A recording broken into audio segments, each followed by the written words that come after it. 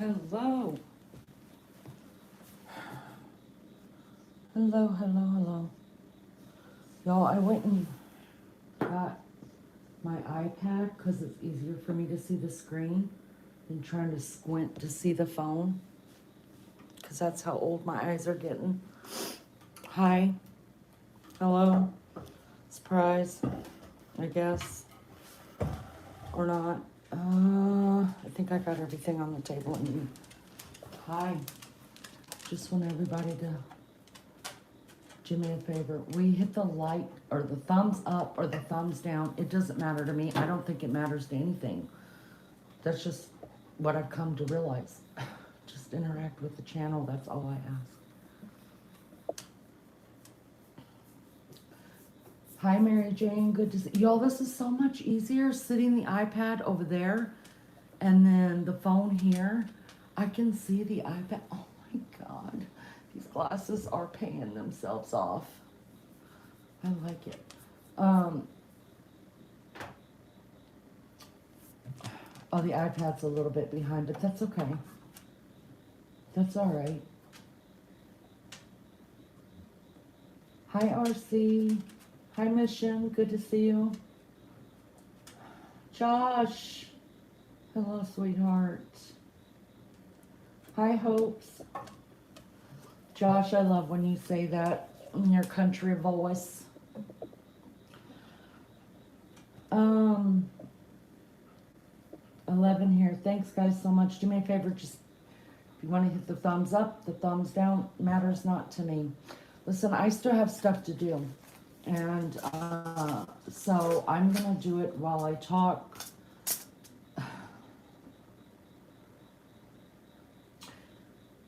And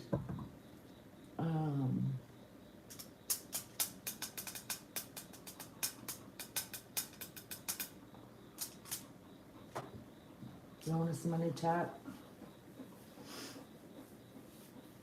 Uh-oh. Why did that thing freeze? Oh, it didn't freeze. That was just me stopping my fingers. Can you guys see my new tat?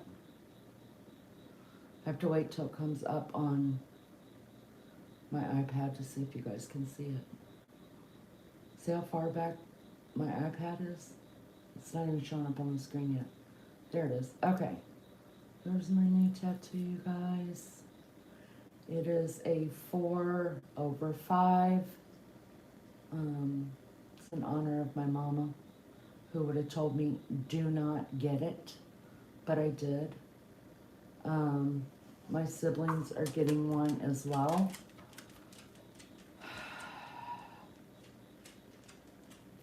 I am my mother's 4th out of 5th child, and I wanted to do something to honor her. And I always thought I wanted to, those of you that know, you know that my mom had the most beautiful handwriting. And I wanted to get her name, the way that she wrote her name, tattooed. And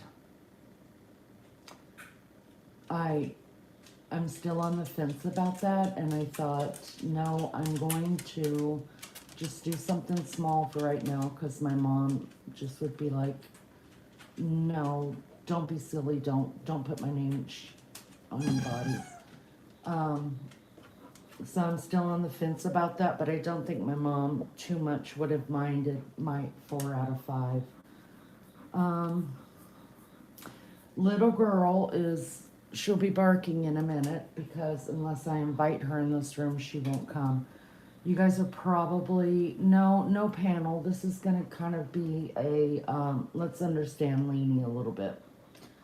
And I don't like to, it's really easy for me to tell stories about my family, you know, my mom and my grandparents, my siblings, you know, those are the fun stories to me. But I don't like talking about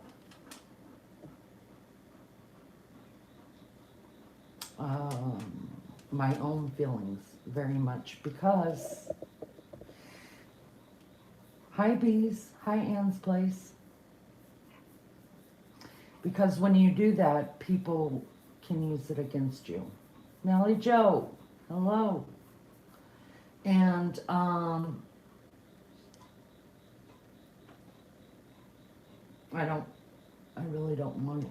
So, and I'm not good about talking about myself. Um, I saw a counselor one time, and her name was the same name as mine. And when I found that out, I was like, I'm just not gonna like her, because I've never met anybody that I've liked with my name. And I think it has to do with projection, because I hate my name so much that that automatically, if they have the same name, I'm gonna hate them too.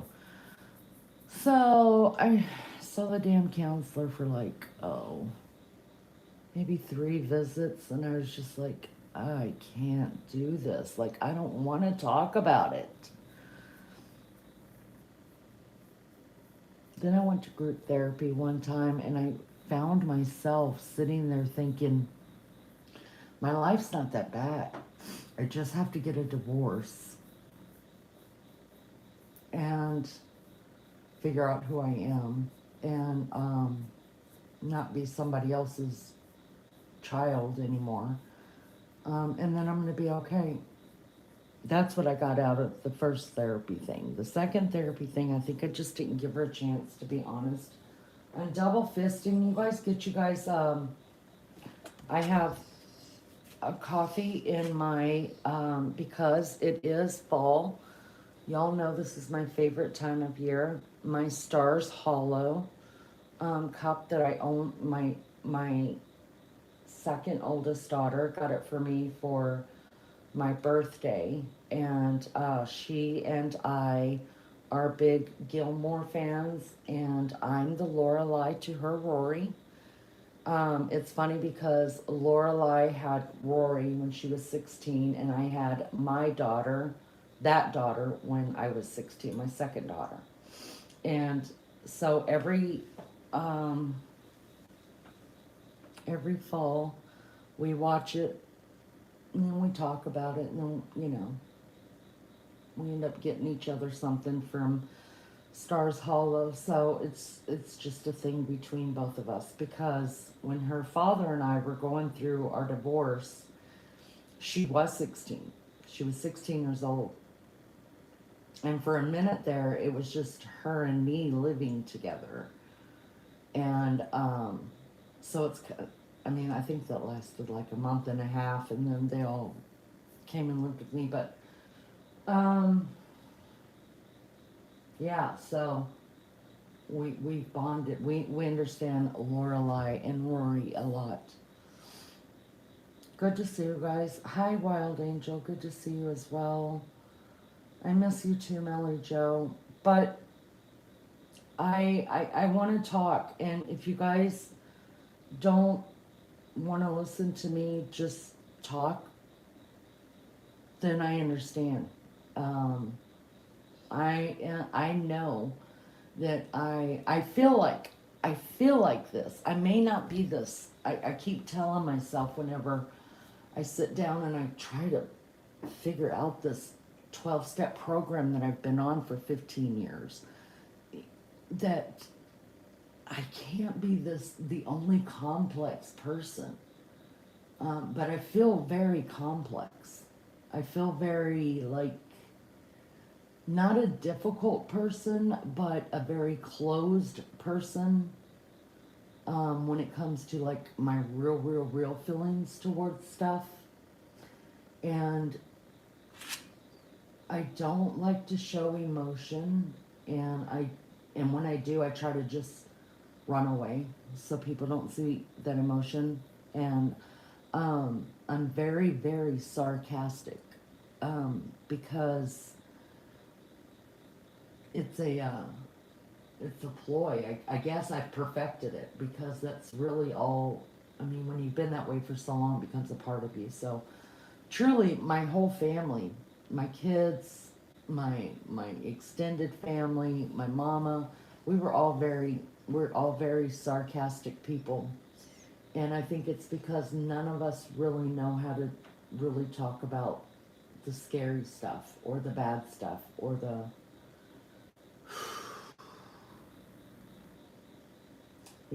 it's just a coping mechanism. And maybe you guys have that as well. I think we talked a little bit about sarcasm probably in my last life. But I want to explain some things. And going forward, what this is all going to look like for me. Because I think it was Thursday or Friday, I put out to mainly all that's in my my, what do you call that place? What do you call that app again? Shit on me. What do you call it? Discord, that's it. Mainly all that's in the Discord is mainly just the mods.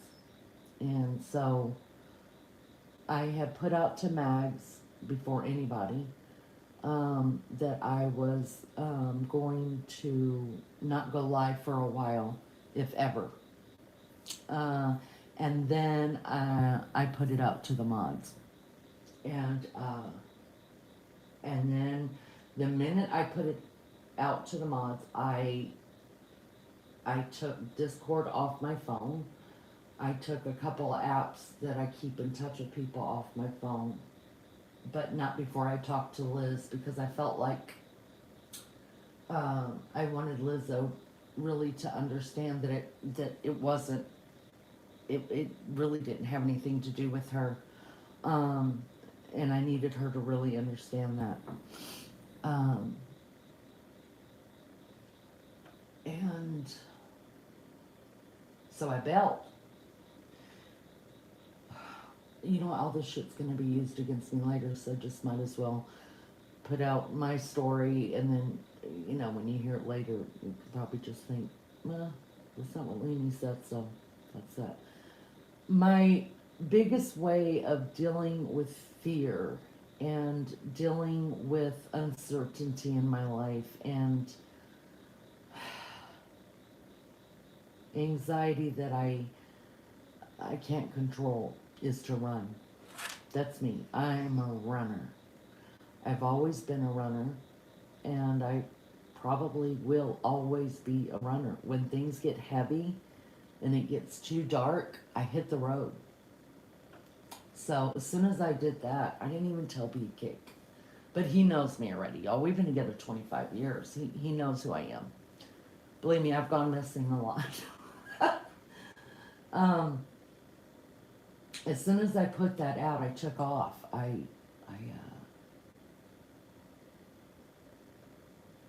got in the car. I didn't know where I was going, but I never know where I'm going. And I ended up 2 states away before, well, I had gotten some phone calls, of course, from my family, because Beefcake put it out there. Your mom's gone.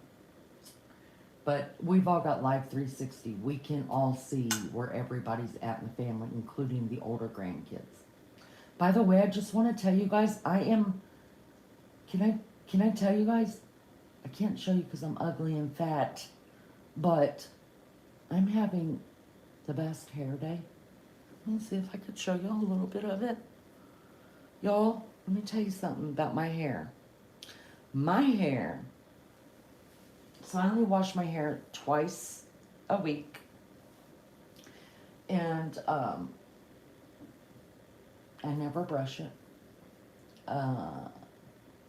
Because I don't want to see, I mean, I was diagnosed with thyroid problems. God, it was way before I met Beefcake, so it's been over 25 years that I've been on thyroid medication. And for those of you that know hair loss, like especially thyroid hair loss, and then anxiety hair loss, and then other shit hair loss, if you got any kind of autoimmune disease, for some reason I've never had, and I thank God for this because I don't know what I would do, but I've never had any like patches where my hair grows real fast, and I thank God for that so much. Aussie True Crime, hello. But anyways, so I wash my hair every 2 days. I never brush it because I couldn't stand to see the hair loss in the brush. It would just make me cry because I was so scared of it. So I just quit brushing my hair. And um, I have not brushed my hair since I've been with Beefcake, because it was back when I found out about my thyroid. I quit brushing it because I couldn't handle to see the hair loss, and I was scared that I was going to be bald. But lucky that's never happened. Luckily, my hair grows like nobody's business. I don't even know how many inches it grows a year, but it's an insane amount. Um, so when I wash my hair, and I, I put my junk through it, and just do regular kind of crap. I don't have any. The next day after I wash my hair, you guys, I, I'm just letting you know. I'm just like, thank you, God, for this head of hair that you gave me. And it's still falling out. Like every time I wash my hair for the whole day, after I wash it, because I don't brush it, I'm constantly just pulling out the handfuls of hair. But for some reason, God has let me replenish. But let me tell y'all something. This fucking hair right here. This is day 2. Day 2 is the best. And then whenever these are my bangs.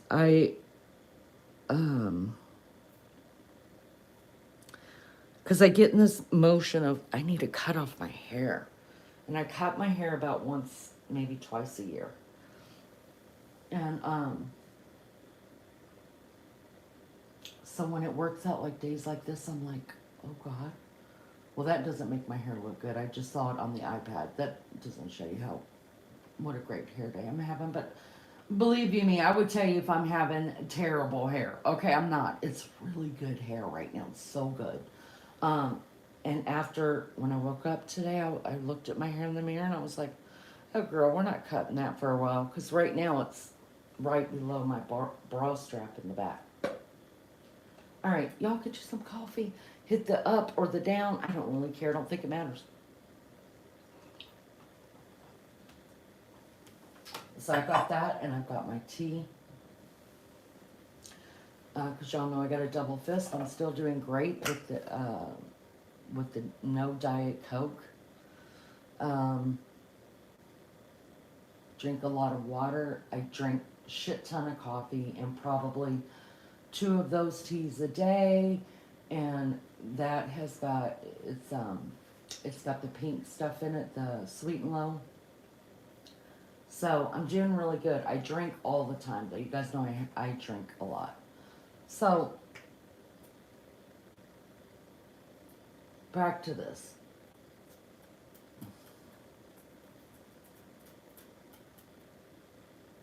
After I told my mods that I wasn't going to be going live for a while, if ever. I think that's exactly how I worded it. At least it was to Maggie. I don't know how I worded it in mod chat because I was already in the zone of I got to get the fuck out of here. I got in the car and I left. I got a call from BP and I told him I was fine. I was just going to drive and drive and drive until, and he's like, don't get into Canada. Because I didn't have passport with me. And he's like, make sure, go left or right, don't go straight north. And I'm like, all right. So, and then my kids, they text me, you all right, Mom? You running? And I was like, yeah, I'll be back. So, they know me, right?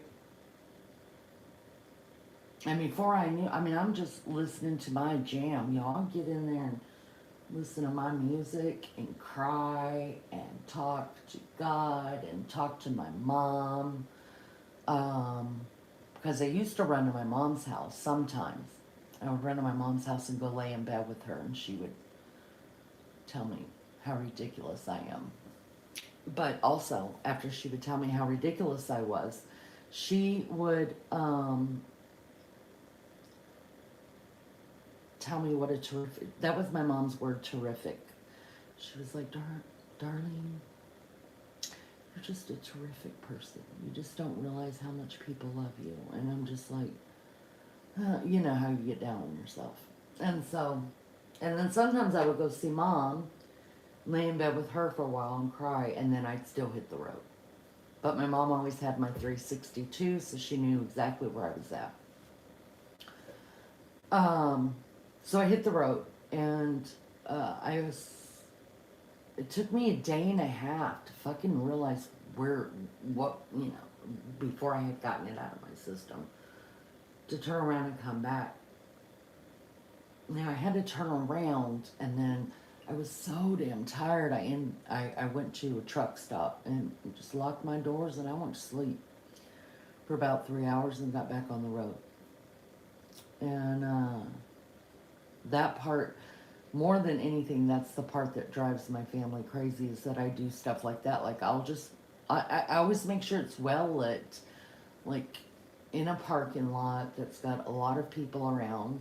And I know that's still not the safest thing, but it's what I do, and I can't help that. And I've gotten better, but I'm never going to be 100% of it, right?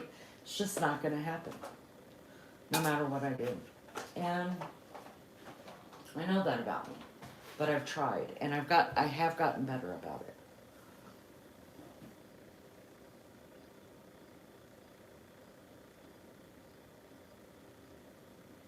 So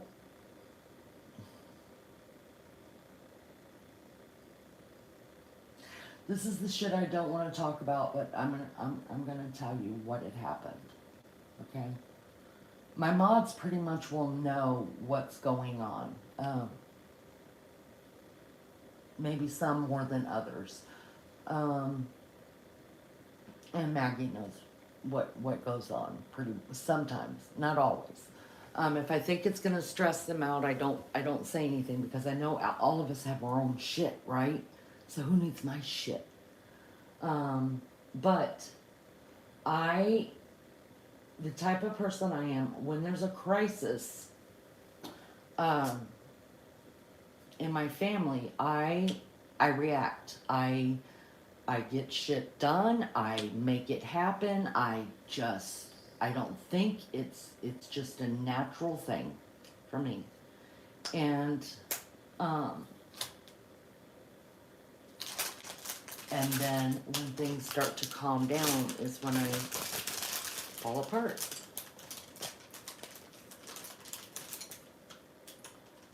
And that's what happened. But when you have such a large family like mine, sometimes bad stuff and tragic stuff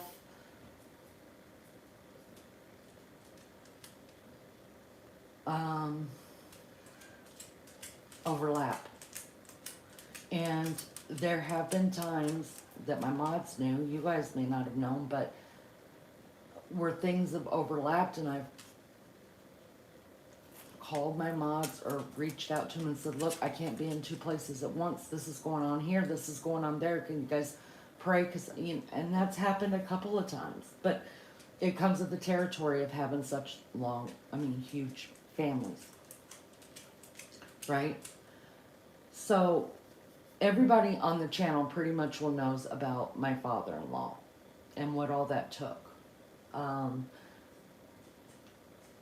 I was with my father-in-law every day. I'm gonna give myself the benefit of the doubt and say that one day that I can't remember, but I'm gonna say out of all of those 3.5 months of the stuff that happened with my father-in-law, that I took 3 days off from it. One, because I remember sleeping all day, like coming home, and I woke up. I think that's when I thought I was going into 5G, and I got in touch with the moms. I was like, pull me back, something happened, because I didn't know what time it was. I was in a totally different, it was the oddest feeling to me ever. I did a live on it, the missed 14 hours. That fucked me up in the head really, really bad. And then I took another day off because I had to go to an appointment. And so let's just say I gave myself another day off. Just for shits and giggles. And Other than that, for those 3.5 months, I was at the hospital every day. Now, me in hospitals, let me explain me in hospitals. We don't get along. Aloha, Sean. Me in hospitals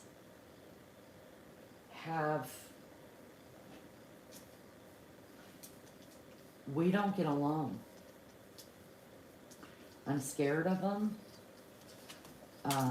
As much as I love true crime and love dead people and love weird stuff like that, like when it comes to my own family, scares the shit out of me.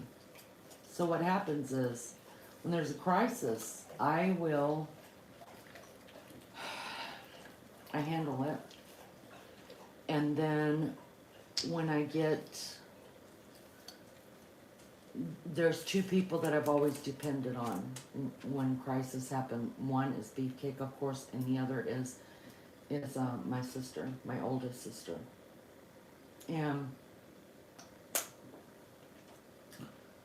well, there was some other stuff that was going on with different family members during the time that I was taking care of my father-in-law, Bob, and my mother-in-law, and all that. And I struggled, you guys, but I tried to hold my shit together for Beefcake, for his mom, for Bob, for everybody. I just was trying to be so freaking strong, and I think I did a really, really good job. Now, y'all are gonna hear that. Hi, Focus, thank you for being here. I think I did a pretty good job of that. But like I said, everything hits me later, right? After tragedy's over and I have time to reflect, and then it messes with me, right? And,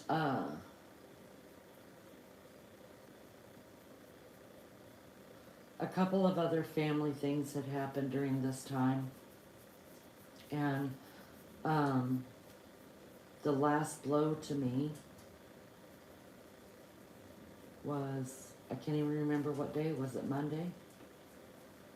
This is Sunday. That I had gotten a call that, and I didn't want to put it out here because they're just hateful people that, like to say that because of who I am, that, karma happens and it gets taken out on my family members, and I don't dig that. I don't believe in that. I think karma comes to you. I don't think your family members, I don't think your family members are the ones that get punished for stuff that you do. I just don't think God works that way. I don't. I think that He's a gracious God, and why would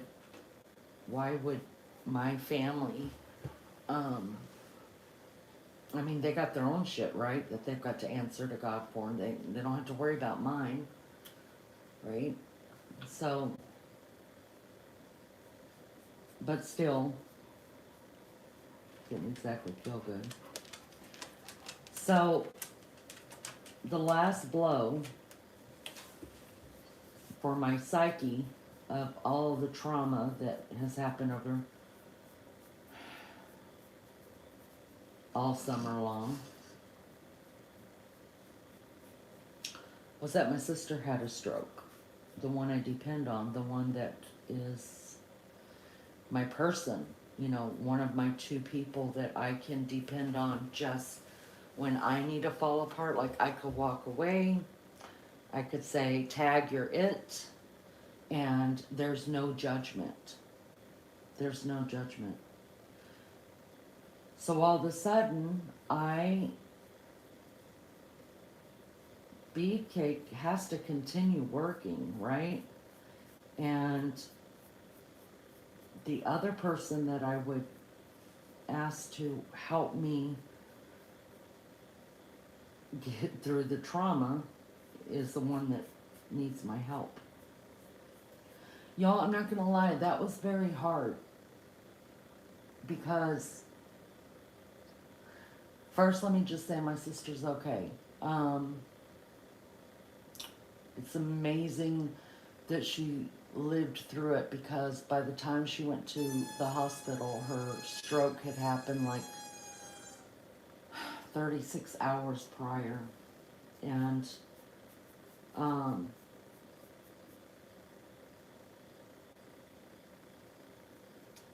they say that once you have a stroke, if it's like a bad stroke or whatever, you need to be into surgery like within 4 hours, right? And the hospital was wonderful with her when she finally went to the hospital when her husband put his feet down. And she went to the hospital. They immediately took her right in to get a CAT scan and uh, was running down the hallway putting a freaking IV in her arm. I mean, they wasted no time in the emergency room with her. And I mean, my brother-in-law said within, it wasn't even 20 minutes and they knew she had a blood clot in her brain. So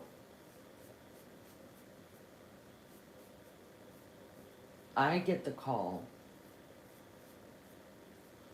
um, and she was already being admitted to the hospital, and she was still in the emergency room. So I took off. I went up there to be with my sister, of course, and I handled it. Everything was fine. I got her as much taken care of as I could. I stayed the night with her because I knew her husband was struggling. And so for 3 nights, I stayed the night with my sister in the hospital. Went through all this testing and stuff with her. And I knew I was breaking. I knew it was coming because when I had left the hospital to come home and get a shower so I could go back, I felt it. And I was like, well, son of a bitch, you know, big cake has to work. And she's the one that needs the help. And you know, I sat in that damn chair in that freaking living room and I couldn't make myself move. I was petrified. I just sat there petrified, like, you know I gotta go. I know I gotta go. And I mean, that's what I'm supposed to do. I'm supposed to go. And I must have sat there for 2 hours, just staring and arguing with myself. And my sister, believe me, out of everybody that understands, my sister's been with me my whole life. She knows. She knows how I am, how I've always been. So anyways, my sister's fine.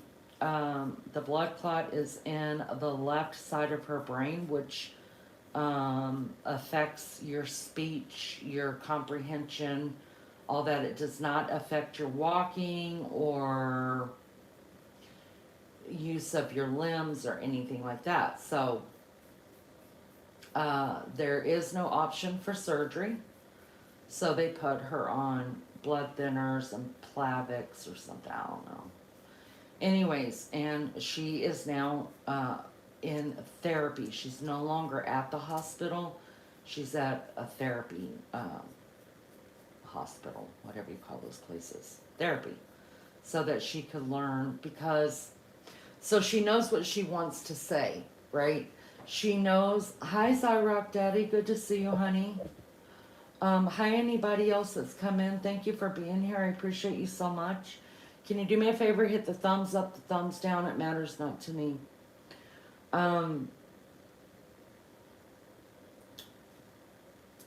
So what she's doing is like, what had happened, you guys, was they were watching the Charlie Kirk funeral at nighttime, the night before she went to the hospital. And my brother-in-law said after they finished watching it, my brother-in-law was going to go to bed.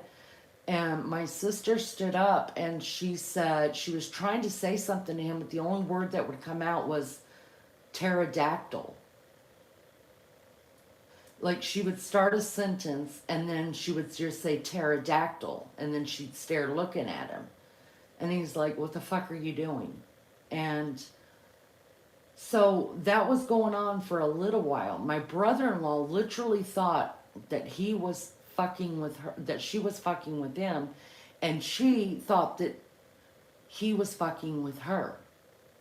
This is real. This is what I'm telling you about the sarcasm in my family.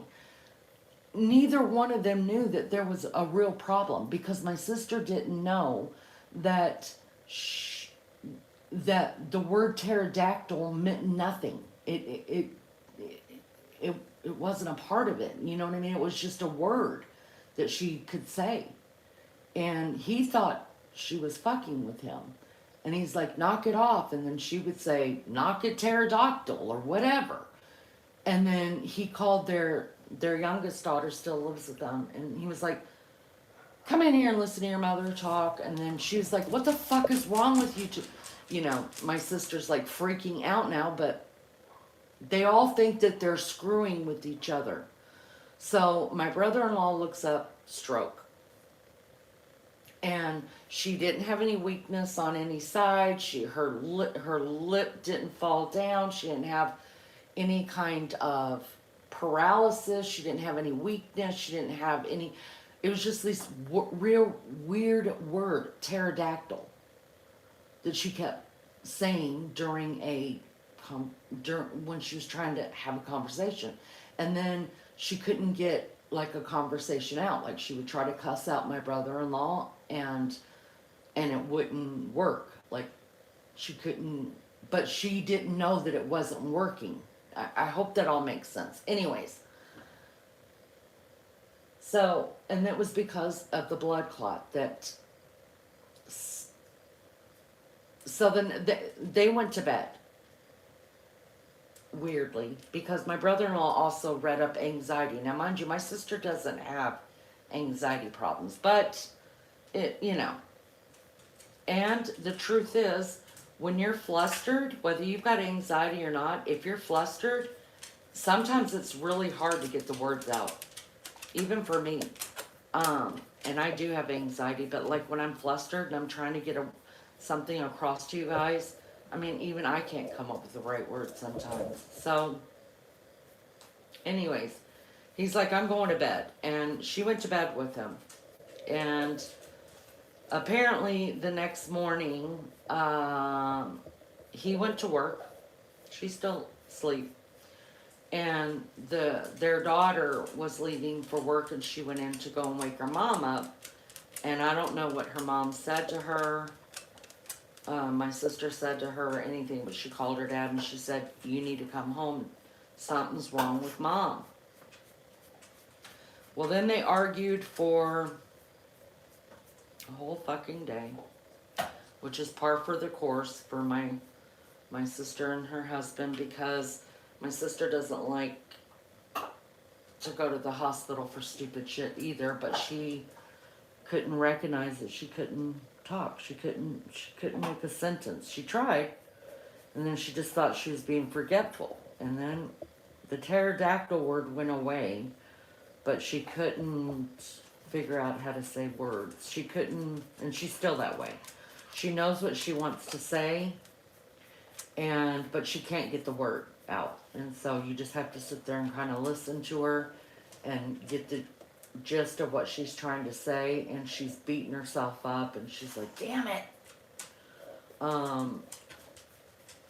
And thank God I could, if I just listened to her, I could figure out what she was trying to talk about and what words she couldn't remember to say. Right? Hi everybody, good to see you. Thank you for being here. Thank you for just listening to Nathan. Hello, lovely. Hello, my sweet love bug. Anyways, they say that there's at least 50% recovery, or about 50% recovery, that she'll get back with her therapy. And hopefully with the meds that they put her on, it will dissolve the blood clot. Anyways, that was the last straw. So I went and stayed with my sister for 3 nights. Her son wanted to stay with her the 4th night. Then she got put over into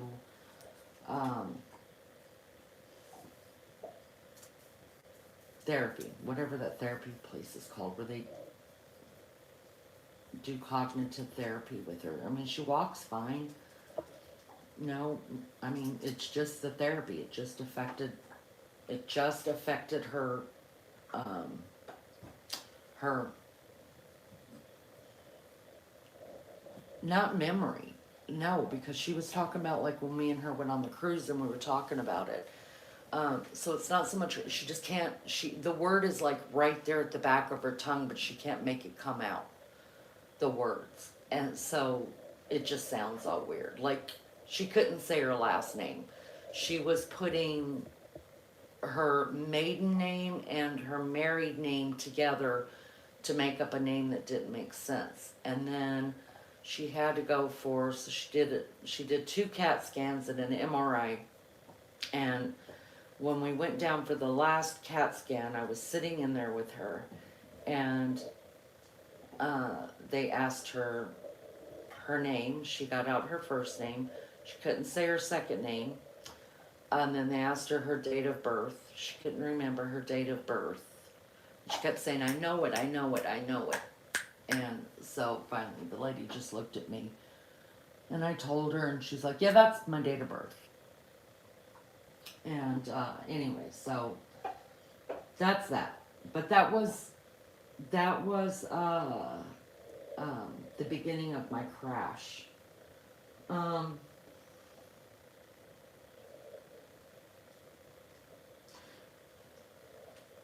There was some other stuff that I won't talk about that has happened with my kids, and not even my mods know. I'm not gonna, just don't want to talk about it. And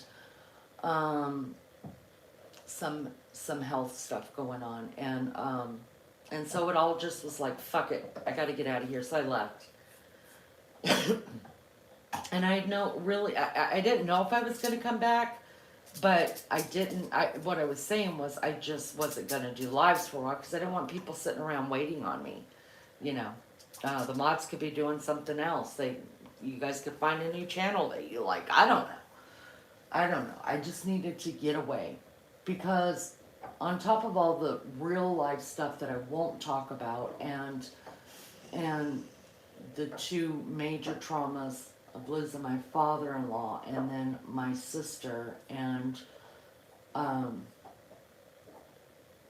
my sister's stroke, and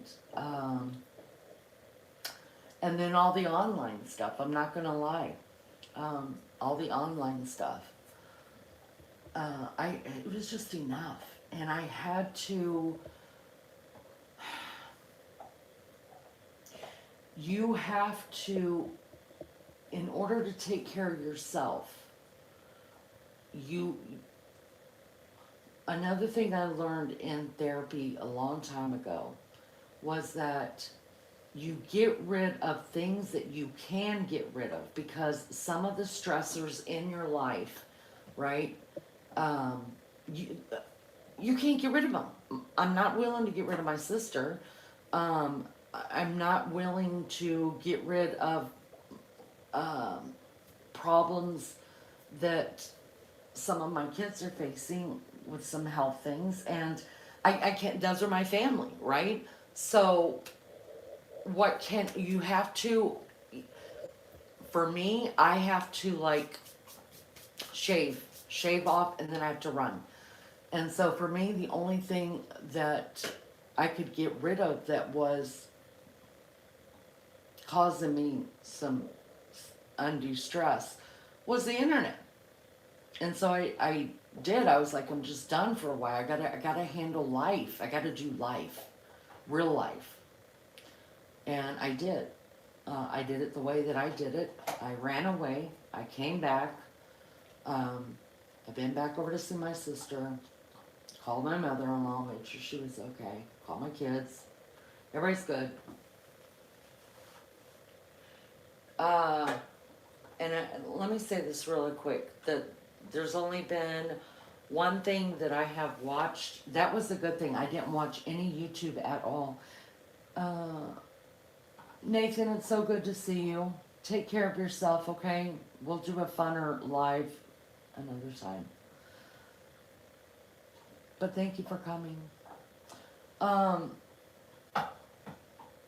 was the other thing, like, I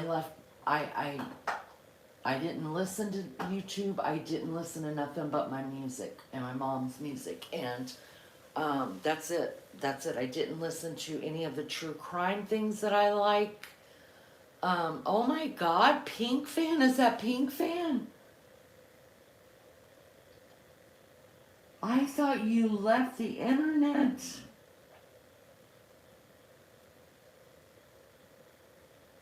Oh wow, Pink Fan, it's so good to see you. I hope you're okay. Correct. That is so right. We have all survived 100% of our bad days. I have a card in my wallet that says that. It's so good to see you. I thought you left the internet. We all did. Everybody thought you left. I hope you're okay, girl. But anyways, back to, I don't even know where I was at, but, man, it's good to see Pink Fan. It's just good to know you're okay. So, that's what it was. So I didn't watch any YouTube. I didn't listen to any, because I have a podcast that I really like listening to. It's out of, my husband, my baby Chow, listens to it. It's out of Australia.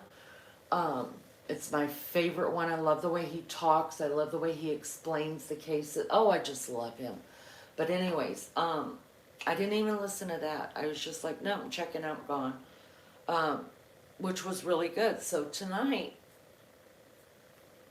I did look at some emails, and somebody had reached out to me and said, is it true that you're closing your channel? And I was like, I don't remember saying that. I remember saying, but I could have said anything, to tell you the truth. I was so, like, really in a bad space. And but I do remember telling Maggie, I don't know, I'm gonna not do lives for a while, and I don't know if I'm ever going to. So I was like, it could have been construed that way, or I just did come out and say it, because I don't know. I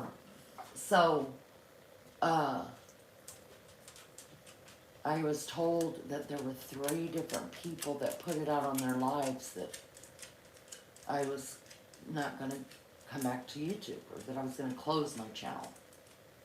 And so it took me like an hour to get myself set here, so that I can have a conversation and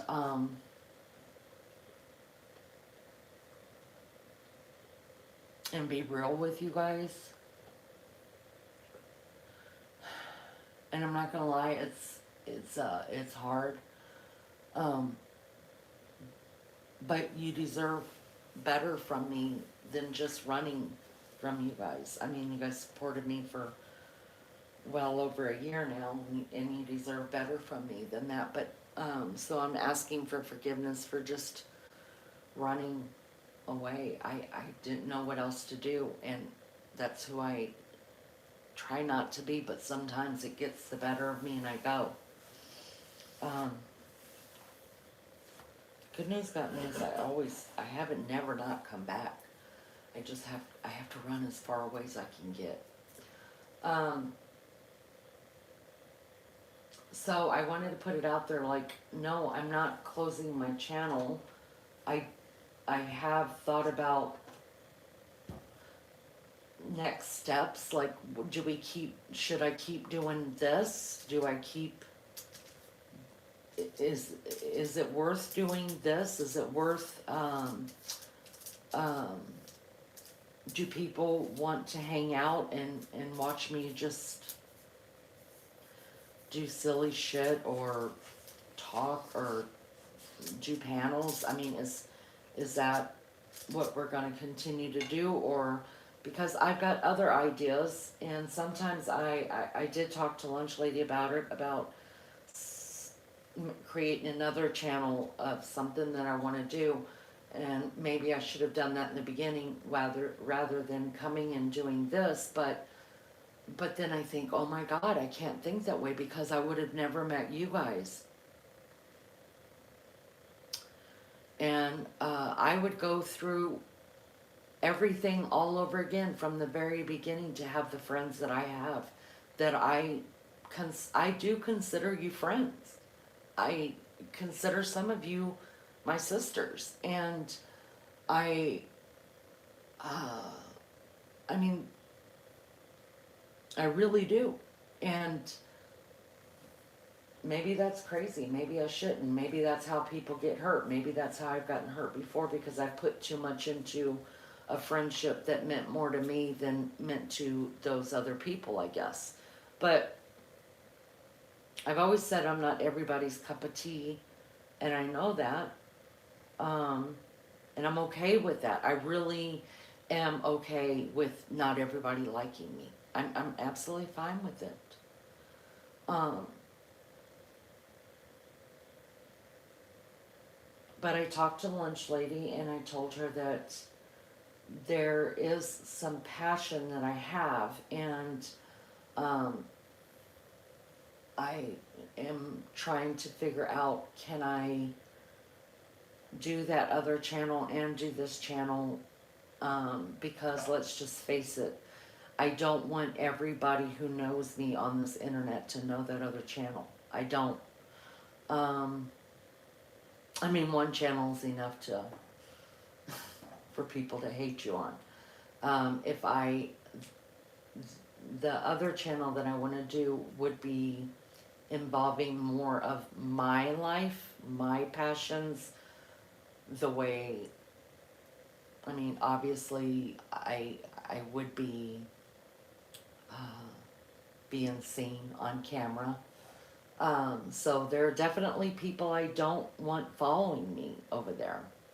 And I don't think any of them is in my chat right now, but in the naked bushes, yes, there are people in the naked bushes that I don't want them knowing anything else about me. And especially if I'm doing a channel on my home and homemaking and crafts and stupid shit that I just really love, and organizing and DIYs and thrifting and passions and decorating, you know. Definitely don't want certain people to know where I'm at. So I don't know how to go about that. I know I can't do that here. So I don't know what it looks like, but I'm gonna say this, and this is not being hateful. I'm not trying to be hateful to anybody. I just want you guys to understand this, okay? I want to make it very, very clear. My channel, I don't want to keep repeating myself, but I did do some research before I got my channel on what I wanted it to look like, what I wanted it to be like, what I didn't want it to be like, and one of the things was that I knew I needed to get a group of people around me that that were like-minded, that wanted the same kind of channel that I wanted, and that didn't mind sometimes being the bad guy, right? And I still feel like this today. I'm still going to always give God the glory, because I do believe that God sent me those people. And what I mean by the bad guy is,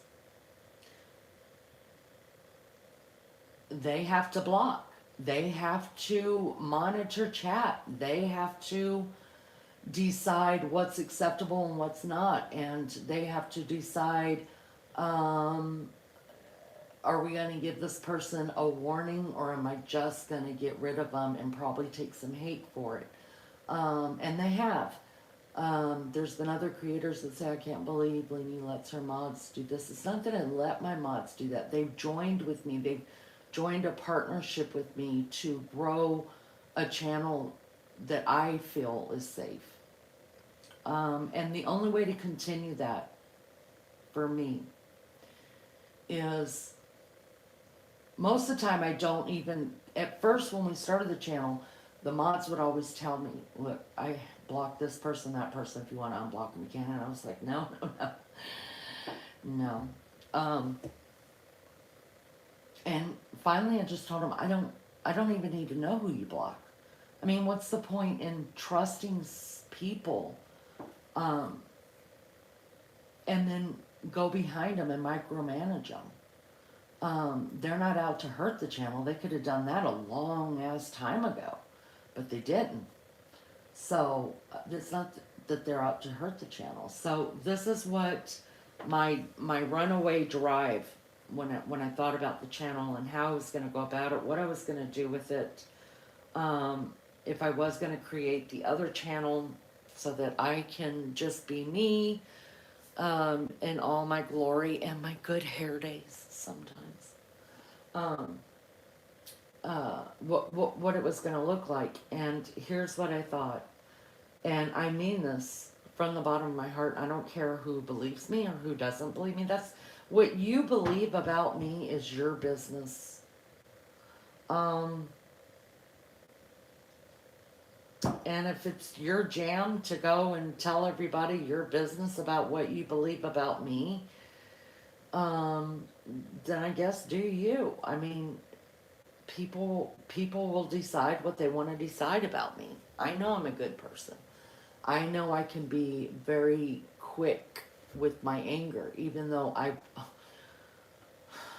God, y'all, I will tell you, I'm on that third step of that 12-step program, all because of my anger. Because if you knew how bad my anger was after my first marriage, oh, y'all, I've gotten so much better. I deserve the Nobel Peace Prize. I'm not even kidding. But I do know that I still, and probably will always have that problem. I'm not as bad as I used to be, and I'm not as good as I can be. But that's all a part of being human. And that's all about being me. And I have flaws, and that's one of them. But I don't really hold grudges against people. I don't understand people. I don't. There are people that I just as soon drop off a 10-story building. Really. But am I the only one that feels that way? No, I'm probably just the only one that's going to say it. There are people that just make me ill, and I can't stand their voices. I can't stand their rhetoric. I can't stand the lies. I just can't stand it. So for me, I'm not going to be there. I don't want to be there. The less I know, ignorance is bliss. What an ignorant means, the unlearned. So whatever I don't know can't hurt me. You know what I mean? And usually words don't hurt me that much unless it has to do with my family. Words about me don't really bother me unless I'm already dealing with shit that I'm struggling to, like half of this year's been, it's just been a lot. So here's what we're doing. Here's what I'm doing. And here's what everybody's going to have to understand. The only way I know how to handle the situation that's going on in the community that right now, unfortunately, we all belong to, is that I'm not micromanaging everybody. I don't care that Mary Jane Doe mods for people I don't like, or that don't like me. I don't care about that. I don't care if any of my mods go over there and do whatever they're gonna do. I don't care. Here's what I care about. I care about,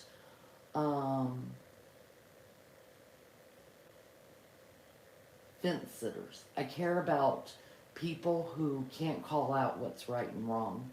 And they're so scared to say something because they'll be the next person on the quote unquote list, right? Or they'll be the next person that'll be dragged for 6 months or whatever, or lied about or talked about or whatever. I think that the reason why a lot of people don't say nothing is for that very reason. And I guess I mean, everybody can handle things differently, you know? I don't handle hospitals. I'm weak when it comes to that. So here's what I've decided. My mods just don't only hang out here. Thank God they come here when I'm live because they have made a commitment to me. To be here when I'm live. If you choose not to be here when I'm live and you choose to be in somebody else's live when you've already made a commitment to me, then there's no reason for you to mod here. If you want to mod for other people and mod for me at the same time, I have no problem with that. But if you've made a commitment to mod for me and you're modding another channel after I've already gone live, I'm not cool with that. You know what I mean? Let's just say Mary Jane Doe, because everybody knows Mary Jane Doe mods for everybody, and I don't hold that against her. She's just got one of those personalities that just can hold it together. She isn't easily riled. We all have figured that out about her. She can keep her head on straight and not flip out and let emotions take control of her. She literally can love in a circle. Do you know what I mean? Like for me, I have to love a lot of people from a distance. Does that make sense? I have had to let family members go because they brought me more anxiety and struggle and heartache than they brought anything good to my life. So at some point you have to, well, for me, I had to make a decision. Just because they're blood doesn't mean that they're allowed to do this to me. You know what I mean? So I don't believe I'm ever coming. Oh, I don't believe I'm ever coming back to this world when I pass from it. Thank God. I don't want to. I believe I'm going to heaven, and I believe in heaven all things are made new, and the things of this world passes away. And I believe that the people who I have let go from my life, that I still dearly love, dearly. I have one aunt, one of the painted ladies of the four sisters left on this earth, and I can't talk to her, you guys. I can't. I had to let her go after my mom passed because she really, really hurt my mom, and she hurt me, and in order for me to forgive her was to have her out of my life and not allow her to hurt me or piss me off for talking about my mom.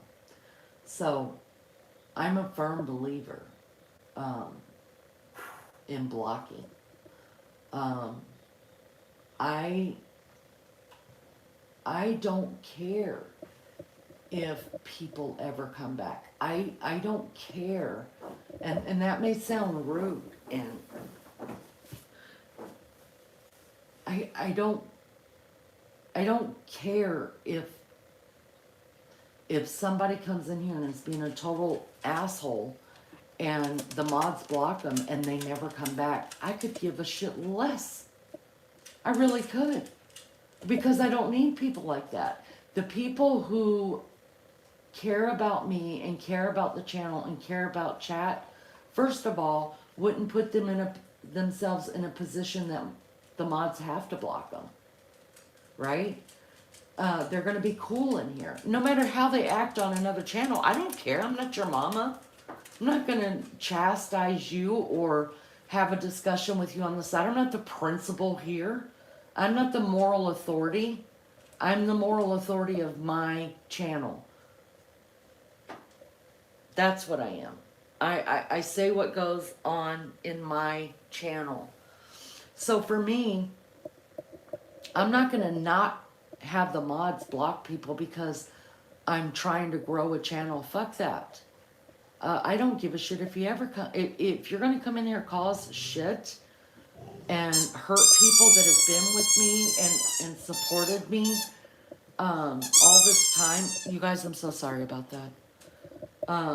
Then you got to go. I mean, why would I allow that? Why would I allow people that have been my true friends for 18 months to be hurt by somebody in my chat? Negative. It's not happening here. I'm not going to allow it. So I'm just putting this out there. I love my own aunt. I love her. I have the greatest stories about the painted ladies. I adore them.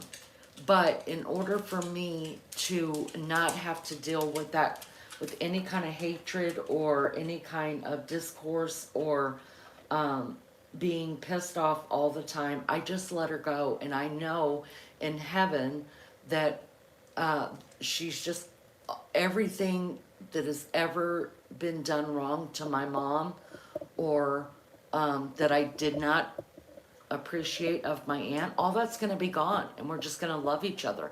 And I'm okay waiting until I get to heaven to have that relationship rather than have one that's hurtful on earth.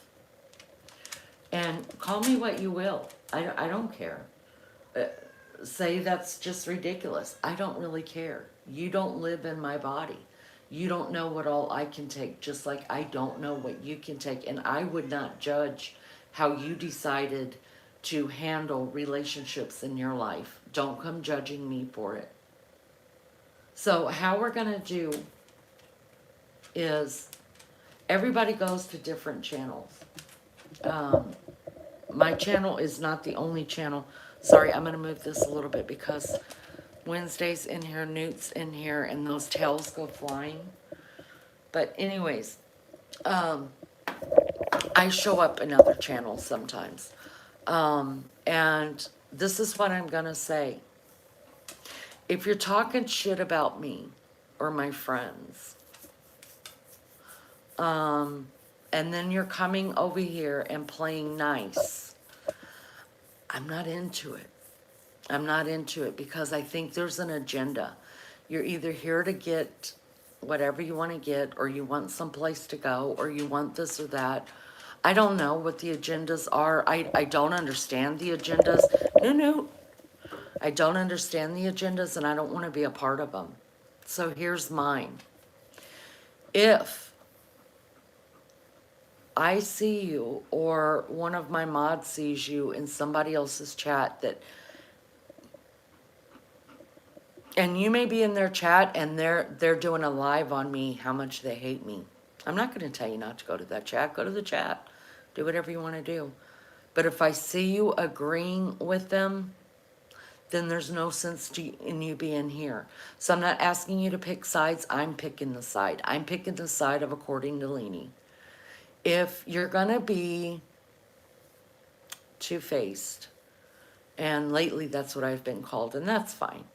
But if you're going to be two-faced and try to be friends with me, but try to be friends with those that you know, are slandering me. They're lying about me. They're lying about my friends. They're lying about the channel. They have nothing else to talk about than the channel. They're obsessed. Then you're not going to stay here. And guess what? Here's the good news. You're going to be okay. You're going to be okay. I can't stop you from sitting in the naked bushes and getting whatever it is that you need to get so you could go tell more lies. Can't stop you from doing that. But I can stop you from coming in here and causing shit. Just to turn around and go into another creator's chat and cause shit. I can stop you from doing it here. So no, I don't want anybody to take sides. I'm taking the side. And if that makes me, whatever you want to call me, wherever you want to lump me, go ahead and lump me, okay? Whatever if that makes me good, bad, indifferent, whatever. At least you know where I stand.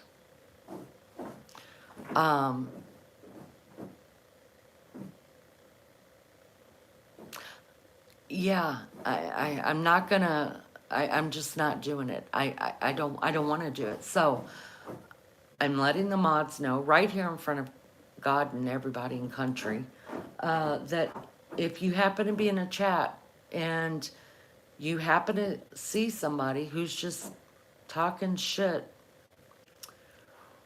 or wants to agree with, vile bullshit and lies and all that, they're not going to be here. So I'm asking you, when you see them come into this chat, go ahead and block them. Look, I don't care if we drop down to 500 subs. I don't care. I don't care about the numbers. I'm not looking for views. If I was looking for views, I would definitely be doing something different than painting this ugly ass pumpkin that I really liked the shape of it. I hated the colors and I got it for a really good price and I was like, I could fix that problem. So that's what I'm doing. I'm fixing the damn problem. We can't stop people from talking shit. We can't. You can't stop people from disliking you or from liking you. You can't stop all that. The only thing you can do is block people. For me, that's all I can do. Just block people, not listen to it, not go into theirs. And listen, I've been guilty about going into people's chat to defend myself and getting into it with that creator in chat and asking to be brought up on the panel. I understand sometimes people don't want to bring me up on panel because I can get low. I know it. People just don't want to deal with that. I get it. So I'm not doing that anymore. You won't see me in chat going in to defend myself or anybody else. But there's no reason to talk shit that you've been blocked. I am not the only person on the internet. You're going to be okay. I'm going to be okay. Obviously, if you're being blocked, you were not a true friend to me anyways, and you didn't care about my channel anyways. So that's just the way that it's going to go. It's just the only way I know how to handle it. It's the only way I know how to be fair. And I need a cigarette, so we're all going in here. Say hello to Newt. Newt, come back here. Say hi, Newt. Say hi, buddy. What you got? Where's little girl? Little girl. Don't look. Place is just... Little girl. Little girl. Oh, there's Wednesday. Wednesday. There's Wednesday. I know. I know. Little girl. She'll be out in a minute. I know she's not out here because she's not barking at anybody.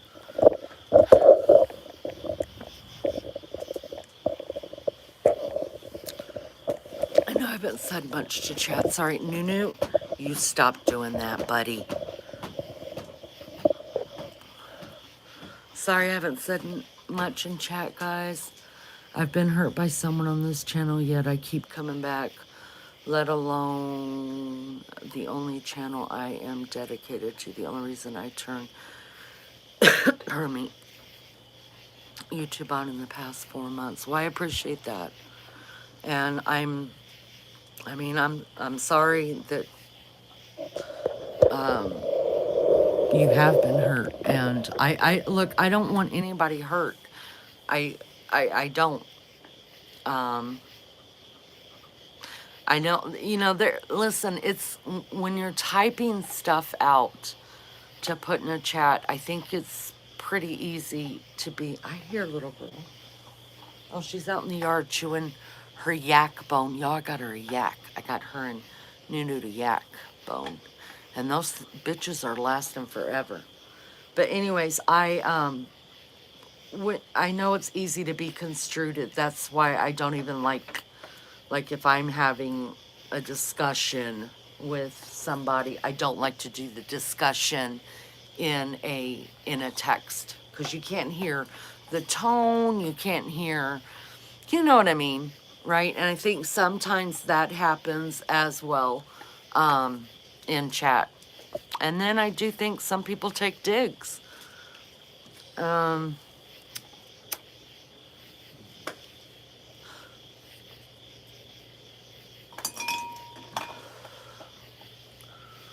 My dog loves chomping on pig ears.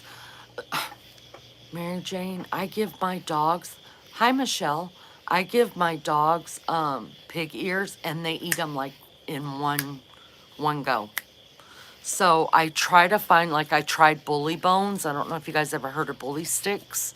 Y'all, those don't last but about 2 hours and my dogs have got them chewed up.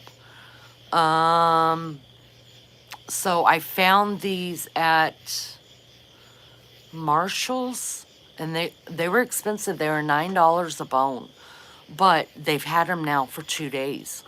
That's a big deal.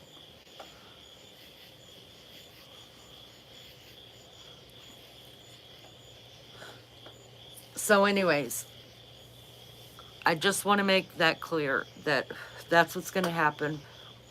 So if you ever come in my chat and you notice that you have been blocked, it's just because I'm not into it. I'm not into any of it anymore. And you're going to be okay. And I'm going to be okay without ever seeing you here. And you're going to be good without ever coming to my chat. And the people in my chat, if they're used to going and seeing you in another chat, they'll be over there. They'll come. No worries. You guys don't all have to hang out at According to Leanie's. Nobody cares that much. Shit. I'm going to tell y'all, I started talking about this earlier, that I watched partly, a little bit, and before I went live for the first time since I ran away from all of this, was Tashi. And really, the only reason I did is because she was the first person to come up. And y'all, she made me cry, and I'm going to tell you why. And I only watched like 15 minutes before I went live. She made me cry because her mom was behind her and her sister was sitting next to her. And I thought, man, does she know? And I'm sure she does, but unfortunately for some of us, myself included, I took for granted my mom always being there and my other sister always being there, you know? And man, it didn't make me jealous, but it just made me think, oh, Tashi, look around. Look at that woman sitting next to you and that precious lady behind you. And, oh, I'm sure she does. I mean, we all love our parents and stuff like that, but when they're gone and you see somebody else and they're laughing together and talking together and doing the same things together, it just made me really, really miss my sister, who passed 15 months after my mom. And it made me miss my mom. And even like if I'm out somewhere, you guys, like if I go somewhere and I see women together and I notice that they are family members, I'm like, and I want to walk up to him so bad and shake him and say, you don't understand. Look at them. Look at them. Look at each other. Appreciate this. Because, man, I would give anything to go back and have that day. One day that always comes to mind is one Mother's Day. My brother lives like 2 hours from me. He lives up on the Indiana border. And my sisters, you know, we kind of all live like right here. So we took Mom to this place called Hollyhock. And I think I've talked about it before because Diamond Lucidity is also from Indiana or around the Indianapolis region. And she knew of that restaurant too. And we took Mom there for one of her last Mother's Days. I can't remember which one it was, but it was just us three girls with my mom. And we had so much fun. We took a lot of pictures and ate a lot of chicken and laughed and joked. And it's one of my favorite memories because I don't think anything was brought up. Like, I think we did it on purpose, not inviting any of our children and our spouses. It was just our mom and us three girls. We invited our brother, but he couldn't make it. That's a whole nother stressful situation there with his health. But it was, I think it was the last time just my mom with my two sisters and I were together. And oh my gosh, you guys, it brings tears to my eyes, but it mainly makes me smile. And I look at those pictures a lot of that time. It was such a great day. It was such a great day with just us. It felt very much like we were all little again, and my mom was buying us dinner, and it just felt like that.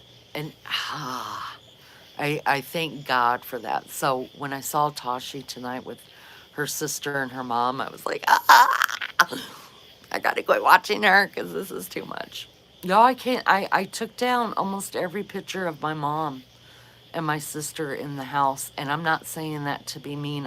My heart can't handle it.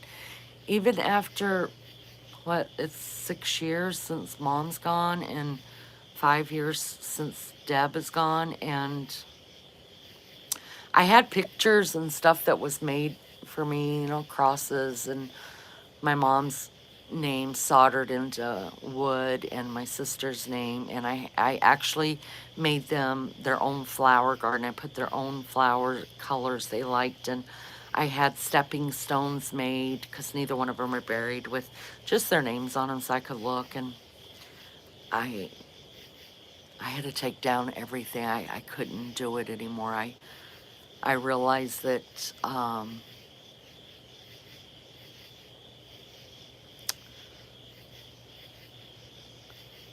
it brought me more sadness than joy. Now, in Bonus Child's room, there's still, I asked him if he wanted me to take him down. He's like, of course not. He knew my mom, and he knew my sister. And I asked him when he moved back in here, I said, do you want me to clean out? Because he called my mom Mamaw too, and my sister Aunt Debbie. And I said, do you want me to take down the pictures? And he's like, no, not at all. And I was like, are you sure it's not going to hurt my feelings? Because you don't see any pictures around, you know, my living areas of them. And he's like, no. He said, it doesn't bring me sadness.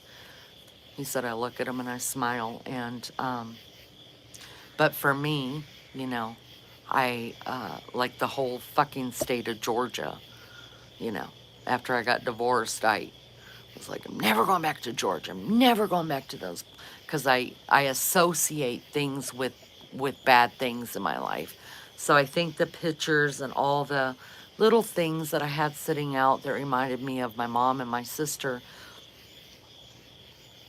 every day I put them away because I realized they brought me, I associated that with the pain of losing them. So I have a digital picture frame that my kids got me for High Candy for Christmas last year. And there's pictures on, because those pictures just scroll. And my grandkids are always, they've all got the link to it. So everybody's always surprising me with new pictures that come on it. At least once or twice a week, I'll get a couple new pictures from different, my kids or grandkids. And there are pictures of my mama and my sister Deb. And those are okay because they scroll. You know what I mean? It's not something that every day when I head to the bathroom, boom, there she is looking at me, and I stop for 10 minutes and I stare and try to look into her eyes and figure her out and weird shit that I do. And then at Christmas time, there are special things like my mom's tree. I have to put my mom's tree up. And it's become my mom, my sister's tree, and it's got all the memories there, and that's okay because it's for a season. It's actually not even in like my living room. It's in Beefcake's room, and he adores it. He loves it.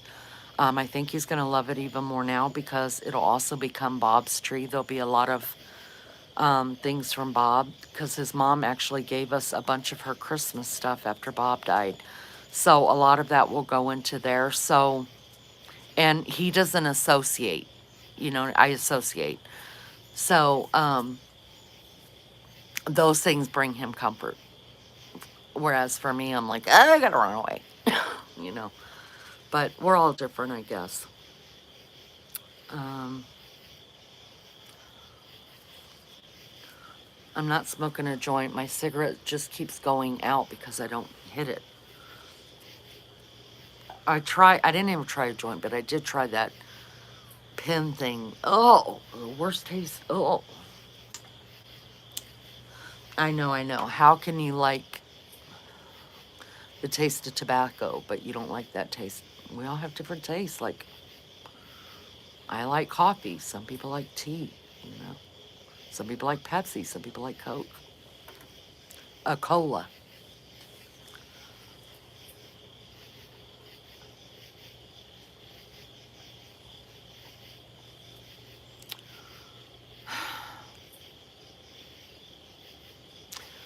Sean says, not sure what it'll take me to let go of the mourning period of my life. I can't speak for everybody, but I think it depends on how close you were. Um,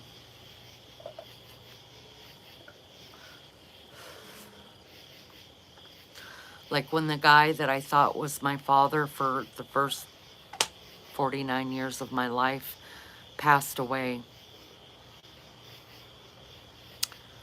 Yeah, I mourned him. I was living in Oklahoma and I was already on the road because he had had a heart attack and I was trying to get there and he passed when I was on the road.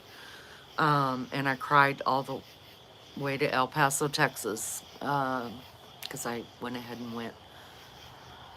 And then it took me a couple weeks, but it was not at all. And I still think of him, even though I have since found out that he was not my father. Um, he raised me for the first 3 years. There were good times, there were bad times. There were more bad times than good times with him. But I never wished ill on him. I never did. There were times I liked him. There were times I didn't like him. And I was more I think besides my mom and my siblings, it was so easy to communicate with that man. I don't know why, but it was very, very easy for me to communicate with him. But when my mom passed, and I'm still I'm still, I'm not near as what I was. But I'm still very depressed from my mom. I'm still very, I still need her like crazy, especially when I'm, have those moments that only a mom can soothe. I miss going and laying with her and talking to her and have her, bitch me out. Because my mom always said that I asked her one time, I was like, Mom, like, why are you so hard on me? Jeez, like, something's wrong, Debbie. You just come here, honey. Something's wrong, Dawn. Come here, honey. And God forbid, Jimmy, my brother. Um, I mean, he's the baby of the family and the only living boy. And I was like, but me, I come to you and I'm bawling and crying and shit. Life's falling apart. And I was like, you're not, come here, honey. You're like, Blondie. And I was like, you give me what for? And then you're like, come here, honey. I was like, what is that about? And she told me, she said, I know I've had to be harder on you. And she said, the reason why I've had to be harder on you is because how you feel about yourself and what you allow yourself to go through. And you're your worst enemy, and my other kids aren't like that. So they just accept the love. And that's true. That's true. I don't accept love very, very easy. I question love, even today. Um, and she was so right about that. So my mother would always get on to me, like, knock your shit off, like, this too is going to pass. And, she would play hardball with me, and then she would hug me and tell me what a terrific person I was after she reamed my ass. Oh, it's terrible. Hi, Aussie True Crime. Oh, see, I see my name and I automatically think you're talking about me, and I'm so glad you're not, because I was like, please don't call me that. I really hate that name so much.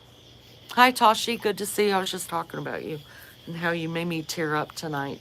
My whole 15 minutes I got to watch with you and your mom and your sister, and I didn't get jealous, but I just wanted to grab you guys and say, look at each other. Hi,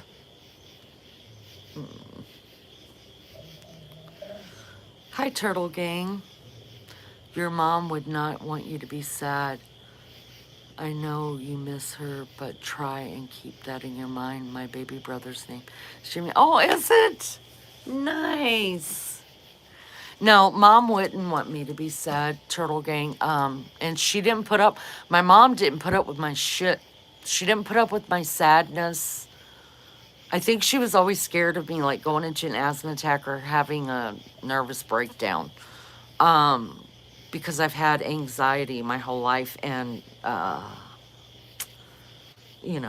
OCD and things like that. And so she just, she didn't let me get in. She didn't let me have a sob story. Like, I couldn't feel sorry for myself around my mom. She would just tell me, knock your shit off, Blondie, knock it off. And then she would hug me, and I'm like, damn, man, you're a hard bitch.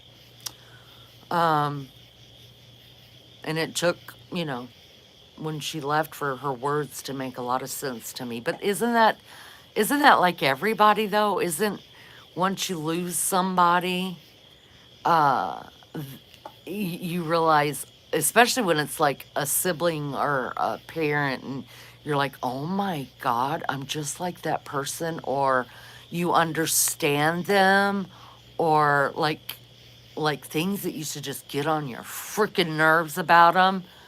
When they're gone, you look back over that and you're like, oh, that makes a lot of sense now. Like, everything is kind of revealed. And for me,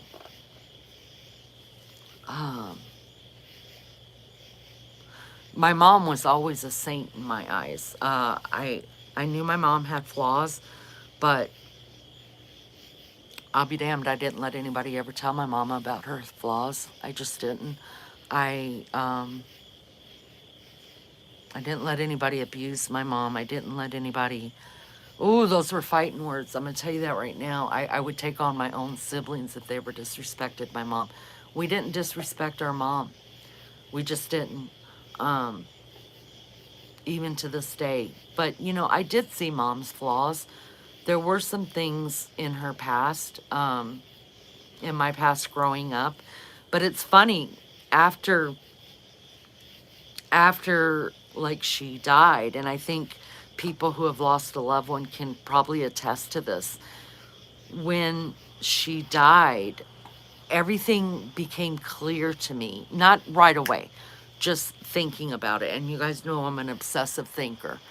And I still try to figure out things about my mom and my sister. And, but none of the bad stuff ever mattered. And the mistakes, you know, I don't even see them as mistakes anymore. It's like we give people grace so much after they leave this world. You know what I mean? I wish that I would have given mom grace more when she was alive, and I wish I would have tried to understand her. And I didn't think she understood me because she treated me so different from my siblings when it came to, like, you know, feeling sorry for ourselves, because all of us do at times. Mom didn't let me get away with it, and I called her on it. Even though I called her on it, it sure didn't change who she was. She still told me to knock my shit off. And then she would hug me and tell me I'm a terrific person. That cracks me up. But I heard Naomi Judd say a long time ago, it made a lot of sense. If I knew to do better, I would have done better. But damn, isn't that the truth? I mean, I just choose to believe that people just don't set out to be mean to their kids or make the mistakes that we've all made as children to our parents, or a friend or a sibling, or a parent ourselves. It's we do what we know to do, and sometimes the things that we do is not right, is it? It's just it's not the right way to go about it. But it's all we knew at the time, you know? And I've talked many times about generational curses. You know, my husband was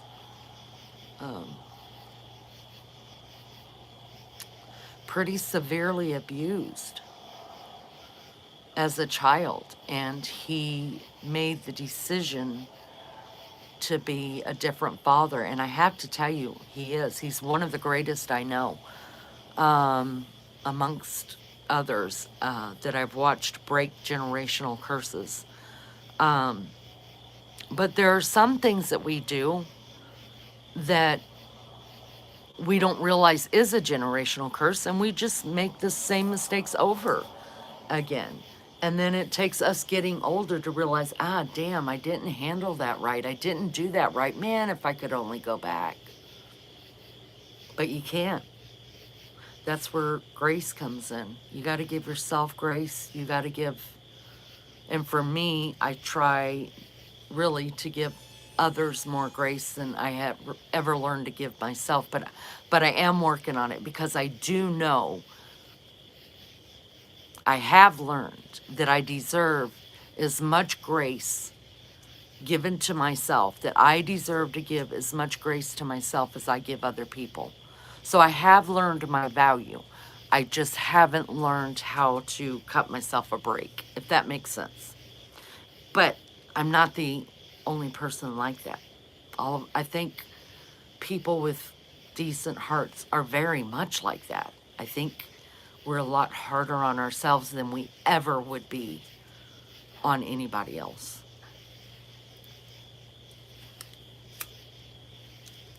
But I'll tell you, like Miss Emily told me, you're a terrific person. I mean that. Do you know how many people love you? You don't know how many people love you. You are a terrific person.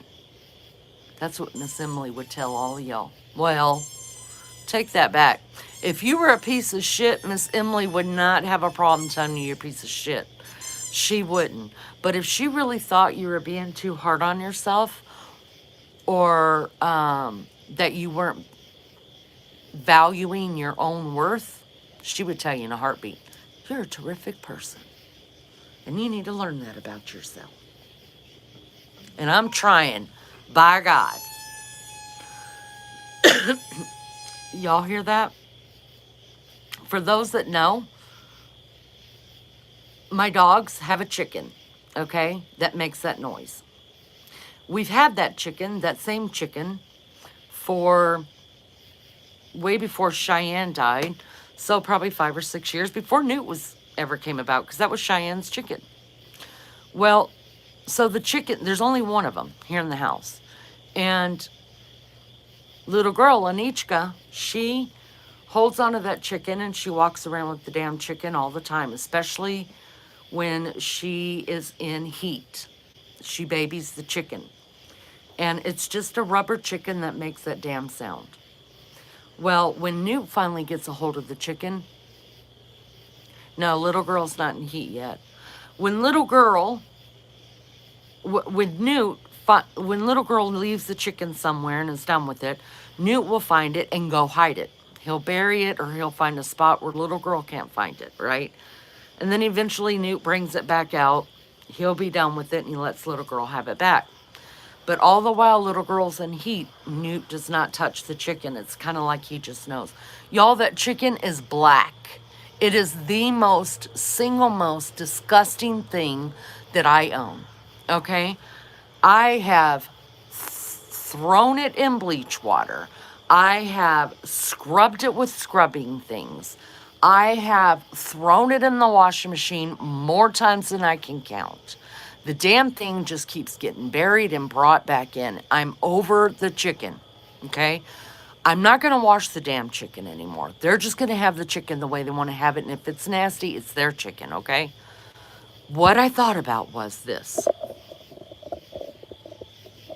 That squeaker that you guys just heard is Newt over here bogarting it from little girl. It is a can. It looks like a can of something. And it makes that squeaky sound. And it's brand new. And I thought, this is what I thought. I might be able to get rid of the chicken if I bought them a new squeaker. Because for some reason, if it's a plastic squeaker like like the chicken is, they won't tear it up. They don't tear out the squeaky out of it. It just like the chicken, it never gets tore up. So I thought, I'm just going to get 2 new ones. Maybe I can get rid of the damn chicken. Y'all, I brought 2 new things home. One is a mushroom and one is a can. And Newt got the can. Little girl got the mushroom. I kind of figured how that would go. A little girl went out to the backyard, got the chicken and got the mushroom, has them both in her mouth, and now will not let go of the chicken or the mushroom. I can't get rid of the damn chicken. It'd be like throwing away your best friend. So I'm never getting rid of the damn chicken. She walks around with the mushroom and the chicken in her mouth. And the thing with the can one that I bought that Newt has finally taken hold of, that thing squeaks forever. He'll bite into it and then he lets it go and it takes forever to stop squeaking. Buy them whoopee cushion. No, they would tear them up. Lizzo, good morning. So, yeah.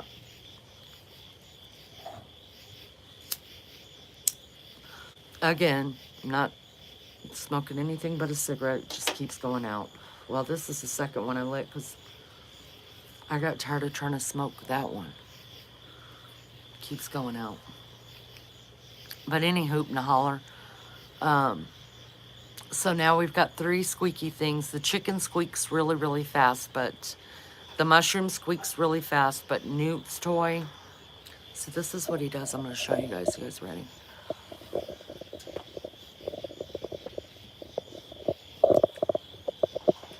Do you see Newt behind the chair?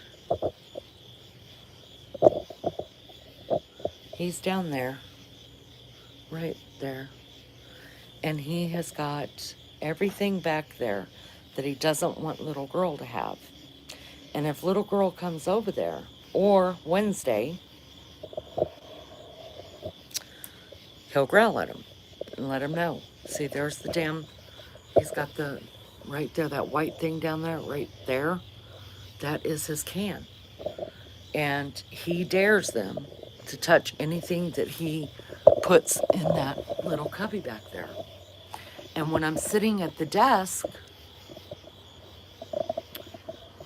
he lays in between my feet and the wall in the desk, and he unplugs the TV every damn time. Not on purpose, just from his tail. And he bogarts whatever toys he wants, and he dares Wednesday or little girl to come over there and try to take his stuff. Now, little girl does the same thing, but she doesn't bogarts. She takes stuff because she wants Newt to take it from her. She wants to play tug of war, and Newt's not having it. So now we're going to hear all kind of squeakies. You love the little stories I tell them. It's funny. I don't feel like it's I feel like I can remember. Mel, whatever. Hello, love bug. You sweet lady. I honestly can remember being a year and a half old and my brother being brought home from the hospital. Now, I can't remember everything that happened, like what we had for dinner. I remember it like it's pictures in my brain. Like, I remember my mom walking in, holding him. And I knew it was a baby, because I was the baby until he came along. So I knew it was the baby. And then I remember the playpen. And the playpen had those wooden slats. And they were square. And I remember my mom laying him down in that thing and me pushing my face in between those two slats. Now, my whole head wouldn't fit in it, but my face. And because my mom told me, don't put my hands in there and touch him. And I remember, I don't know how long I was there, but like my face was in between the slats staring at that dark-headed baby. And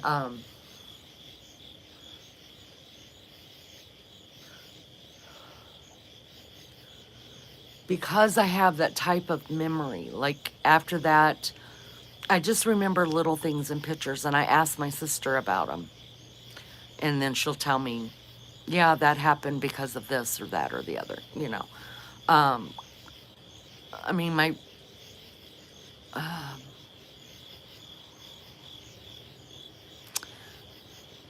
one of my first memories after that is kind of a morbid kind of memory.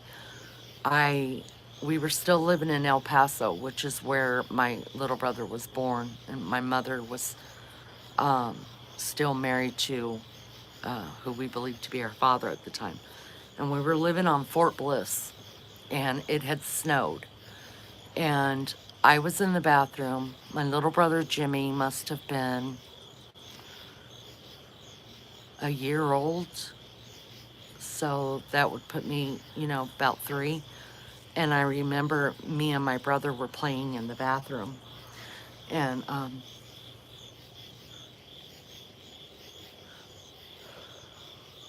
I didn't know what was wrong with him, but I knew that I knew that that Jimmy had stuff wrong with him. Something was wrong with Jimmy, and Jimmy was always like, people were careful with him.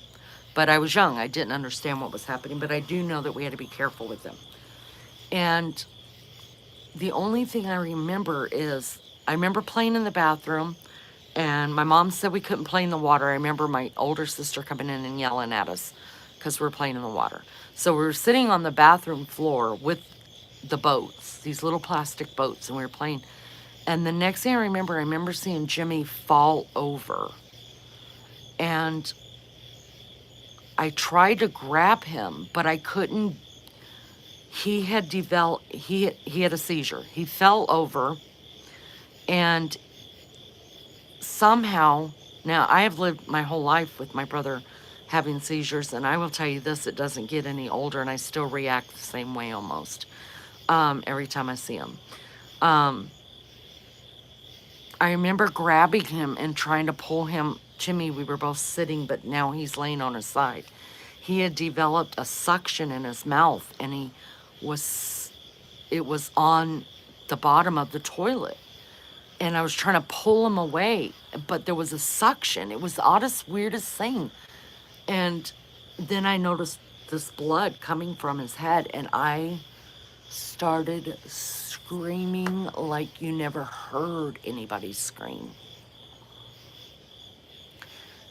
And of course, my mom and my sisters ran in there. My mom grabs my brother, and my sister grabs me and my other sister who ran in there. And I guess my mom told us to sit on the couch, and we didn't have a phone.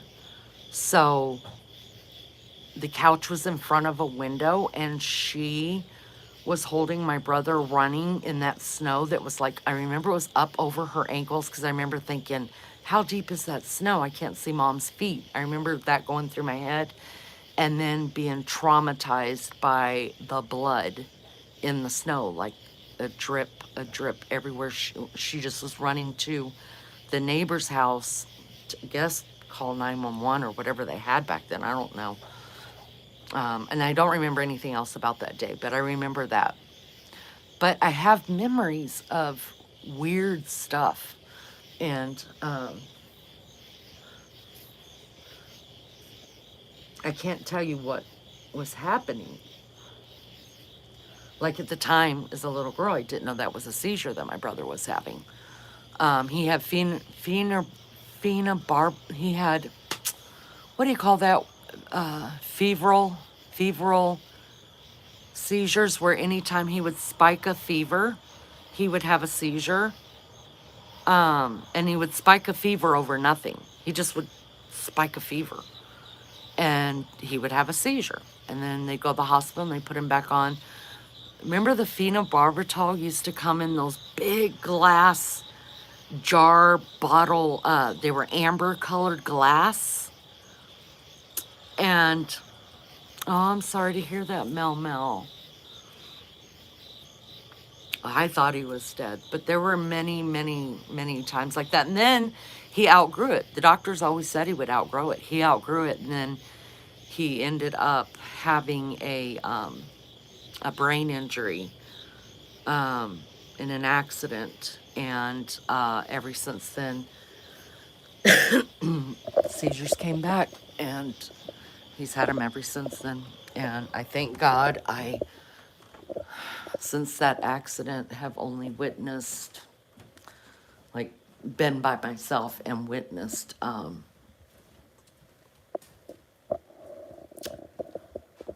maybe 2 or 3, because I literally can't handle it. I can't handle it. Just can't handle them. I still go out screaming. I still run out the door and I scream. I don't know why I do that, but I just do. I can see my chat over here now. Let's see. My baby sister died while having a seizure in the bath. My mom. I'm so sorry to hear that. That's terrible. That was always my fear, that he would. I think that's why I would run away screaming. Can I see that real quick, Newt? Thank you. It's a Hound seltzer. It says Light Paul Hound seltzer. There you go, Nunu. That's yours, buddy. All right, go lay down, buddy. Go lay down. Let me do this. So, yeah, I hope I explained everything about what happened these last Um, and I lost my fucking mind for the last couple of days. I'm better now. And I will lose it again. It's just gonna happen. It'll just be a while. I'll lose my fucking mind again. Life will get too hard for me. I'm gonna tell you that right now. Life will get too hard. I'm scared of my own mortality sometimes. I'm definitely scared of any of my family members losing their lives. I think about it probably way more than I should.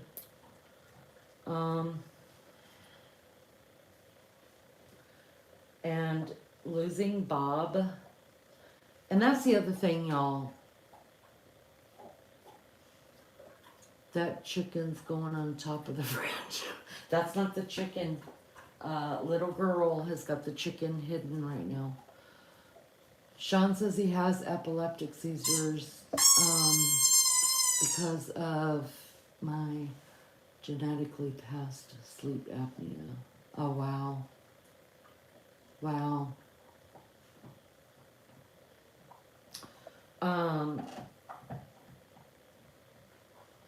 Here's the other thing, you guys, is that there's a reason why, for me, can't speak for other people, that we should have funerals. Because for me, funerals are a way to say goodbye properly, I guess. And because of the last 3 people that I have lost, there's been no funerals. None of them are buried.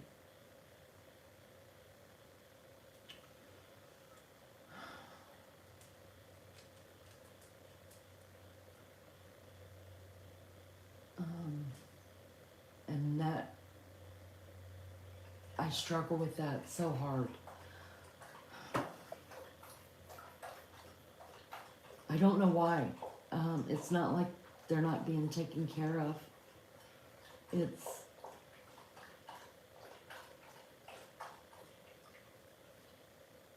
not like they're just, I don't know. It's not like they're up in a garage somewhere or something. I don't know. But I struggle with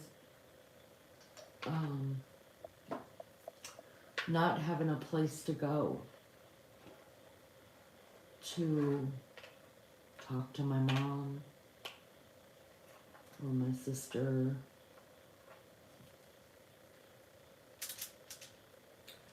And then when they told me that they were gonna not bury Bob and not have a funeral,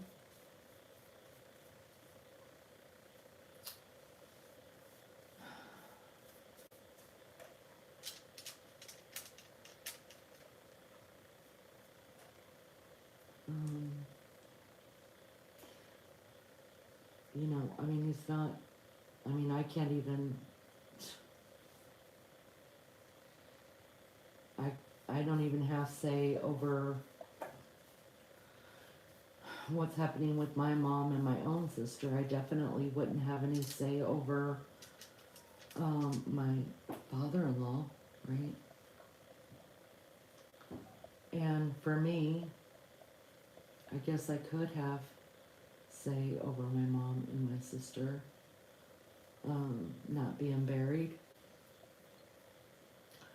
But I know it brings comfort to my other sister, Dawn, by having my mom and Debbie at her house instead of being buried. So, because that causes me a lot of mental anguish. I don't have the right in my book to cause somebody else the same, so I would rather just deal with my own emotions than to cause my last living sister pain by not having them with her. Does that make sense? And because I cannot stand, I just couldn't, I wouldn't feel right about demanding that my mom and Debbie be buried when I know that it would hurt Dawn so much. And I just don't, I mean, Beefcake knows, my kids know that I struggle with that. But they are all sworn to secrecy.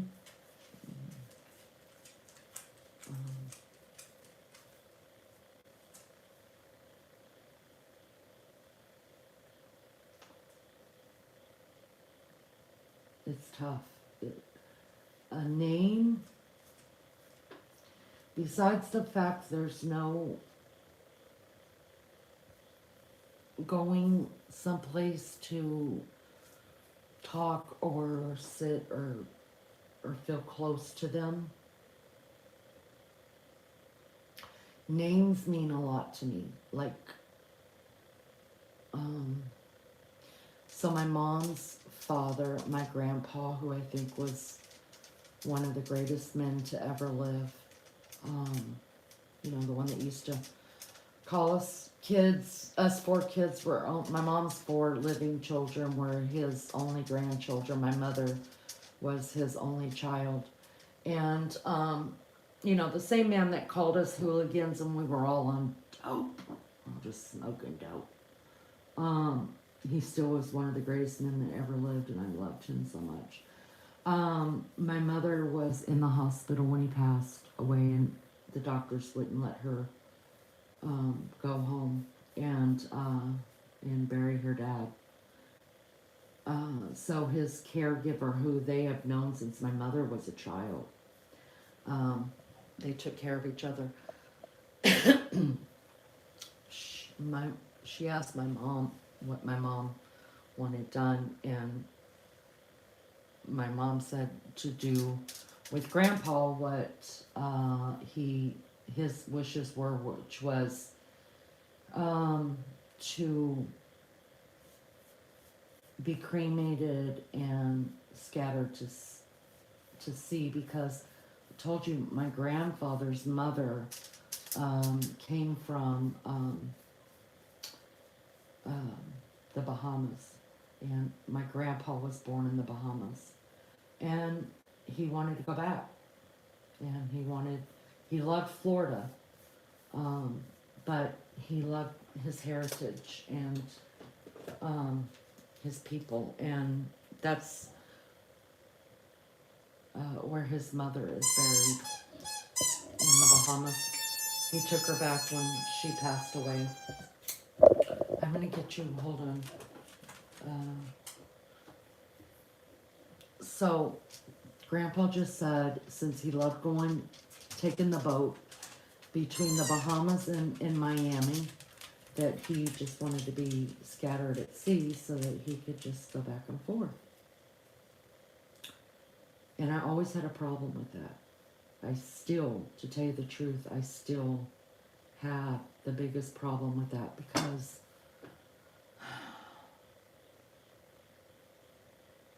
that man was one of the greatest men I ever knew. And I'm not saying it because he was my grandfather. I just thought he was so cool. And I loved hearing him talk. And he thought his grandchildren and his daughter just hung him in, right? Even though he called us, his name for us was hooligans. We were little hooligans. But he also was the first person to call me Dolly. That's where I got that nickname from. And my mom He's the one that wanted my mom to name me Veronica after Veronica Lake. He did not want my mom to name me what she did because when he saw me, I had this pure white hair, and he loved Veronica Lake, I guess, and he said, she looks just like her, she's beautiful, she's already got the hair, she's gonna go to Hollywood and make it big. Grandpa always said I'd be an actress, because I was a pretty good actress, being young, but, it always bothered me that that's what my mom chose to do, Grandpa, which was probably the right thing to do, right? But it bothered me still because there's nowhere that I can go and see my grandpa's name. It's like, to me, the world doesn't know that my grandfather, Milford, was one of the greatest men to ever live. It's like he was erased from history. And for me, I struggle with that really, really bad. And I think that's why one of the reasons why I struggle with my mom and my sister as well not being buried, because nobody knows that they ever lived. There's no memorial for them. There's no name. There's no...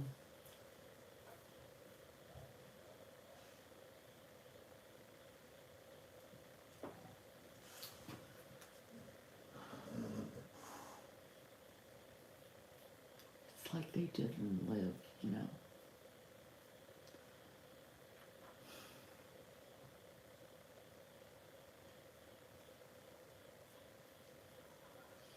But I still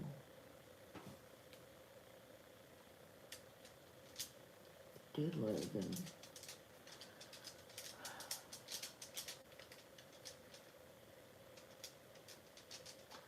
I loved them, and I still love them. And I could go over to my sister's house, I could go to Dawn's house and sit with my mom's ashes and Debbie's ashes.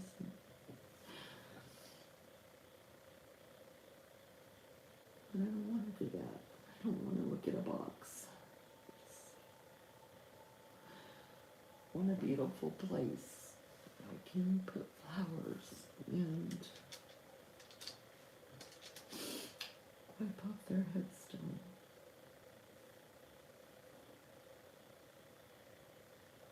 See their names.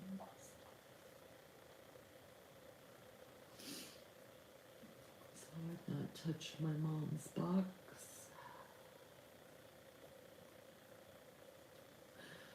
since the day we picked up her ashes. And I didn't go to pick up my sister's ashes. I didn't go to pick up Debbie's. I just couldn't do it.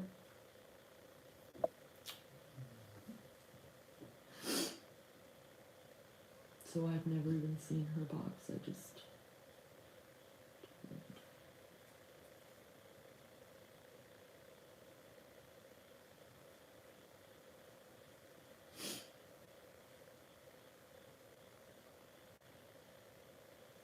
So it's just been a lot, you know, and I didn't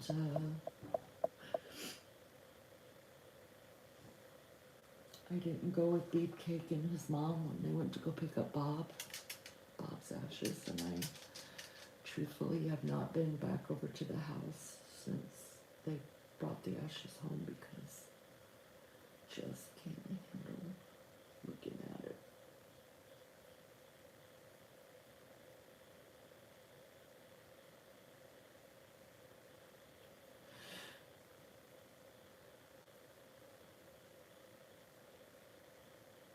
But people have to do what they gotta do to get through your own scary stuff. And for me, protecting my sister that I've got left.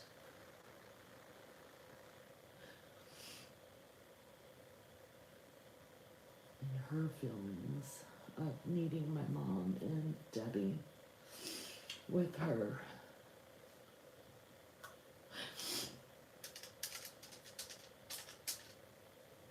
means more to me.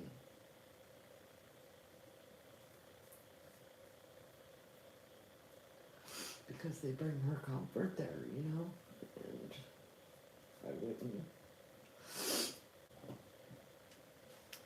I would never deny that of anybody.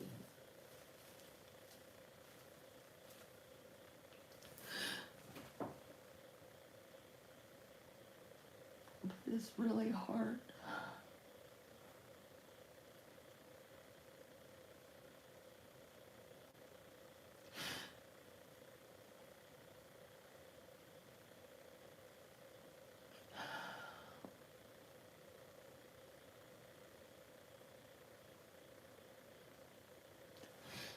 And so when all this shit with YouTube and all that stuff, and my sister having her stroke, and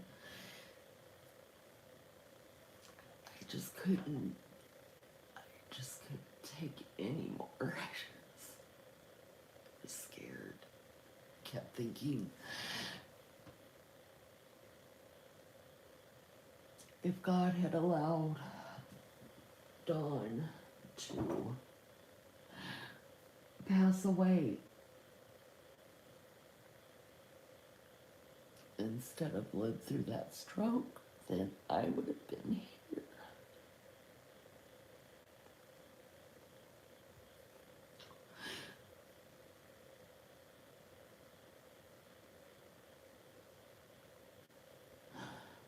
With my little brother by myself at night.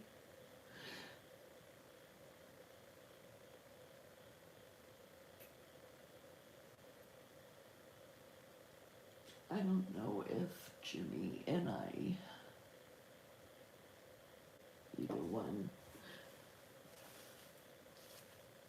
are going to be able to deal with that when the time comes, you know? And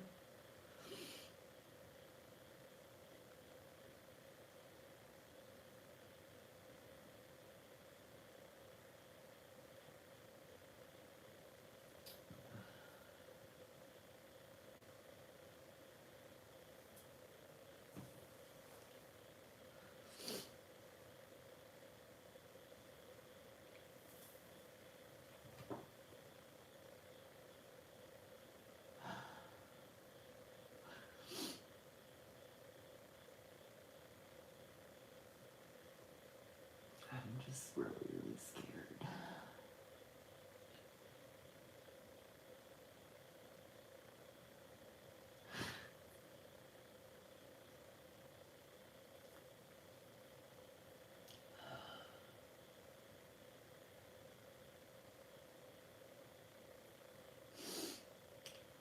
Anyways,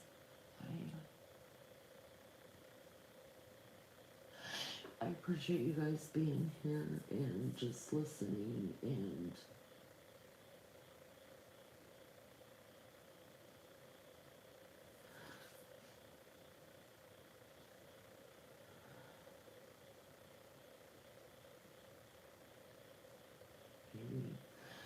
maybe in some sort of way somebody can relate.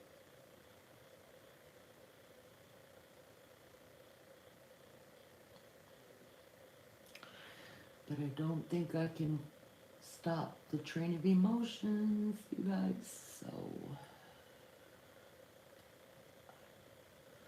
I'm gonna go.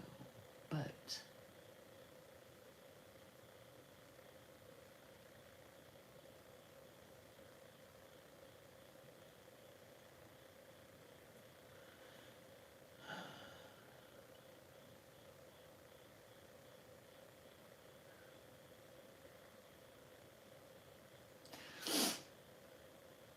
I love you guys, and near, far, wide, wherever you're at.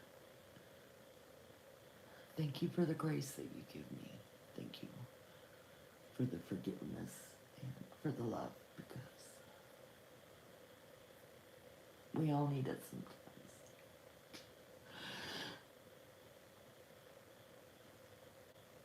You guys really do mean a lot to me, and this channel means a lot to me. And maybe we're all crazy, maybe we're all just fucking insane that we've made connections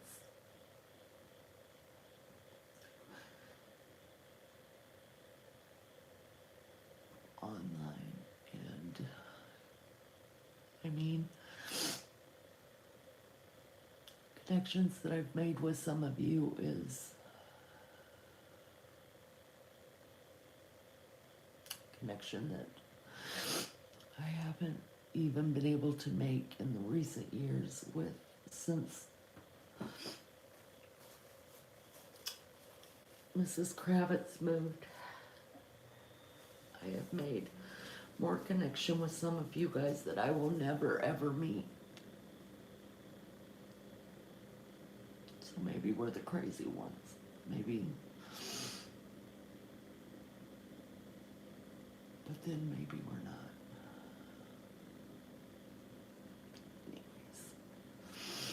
I love you guys. I really do. And you guys take care. And I'll be back. I will. I'm going to keep going. I just had to set some new boundaries for the channel and try to figure out where I'm going to go next. Whether I'm going to do more stuff on this channel that I love to do, or if I'm going to create another one. But thank you all for being here. Thank you for listening to my stupid garb again.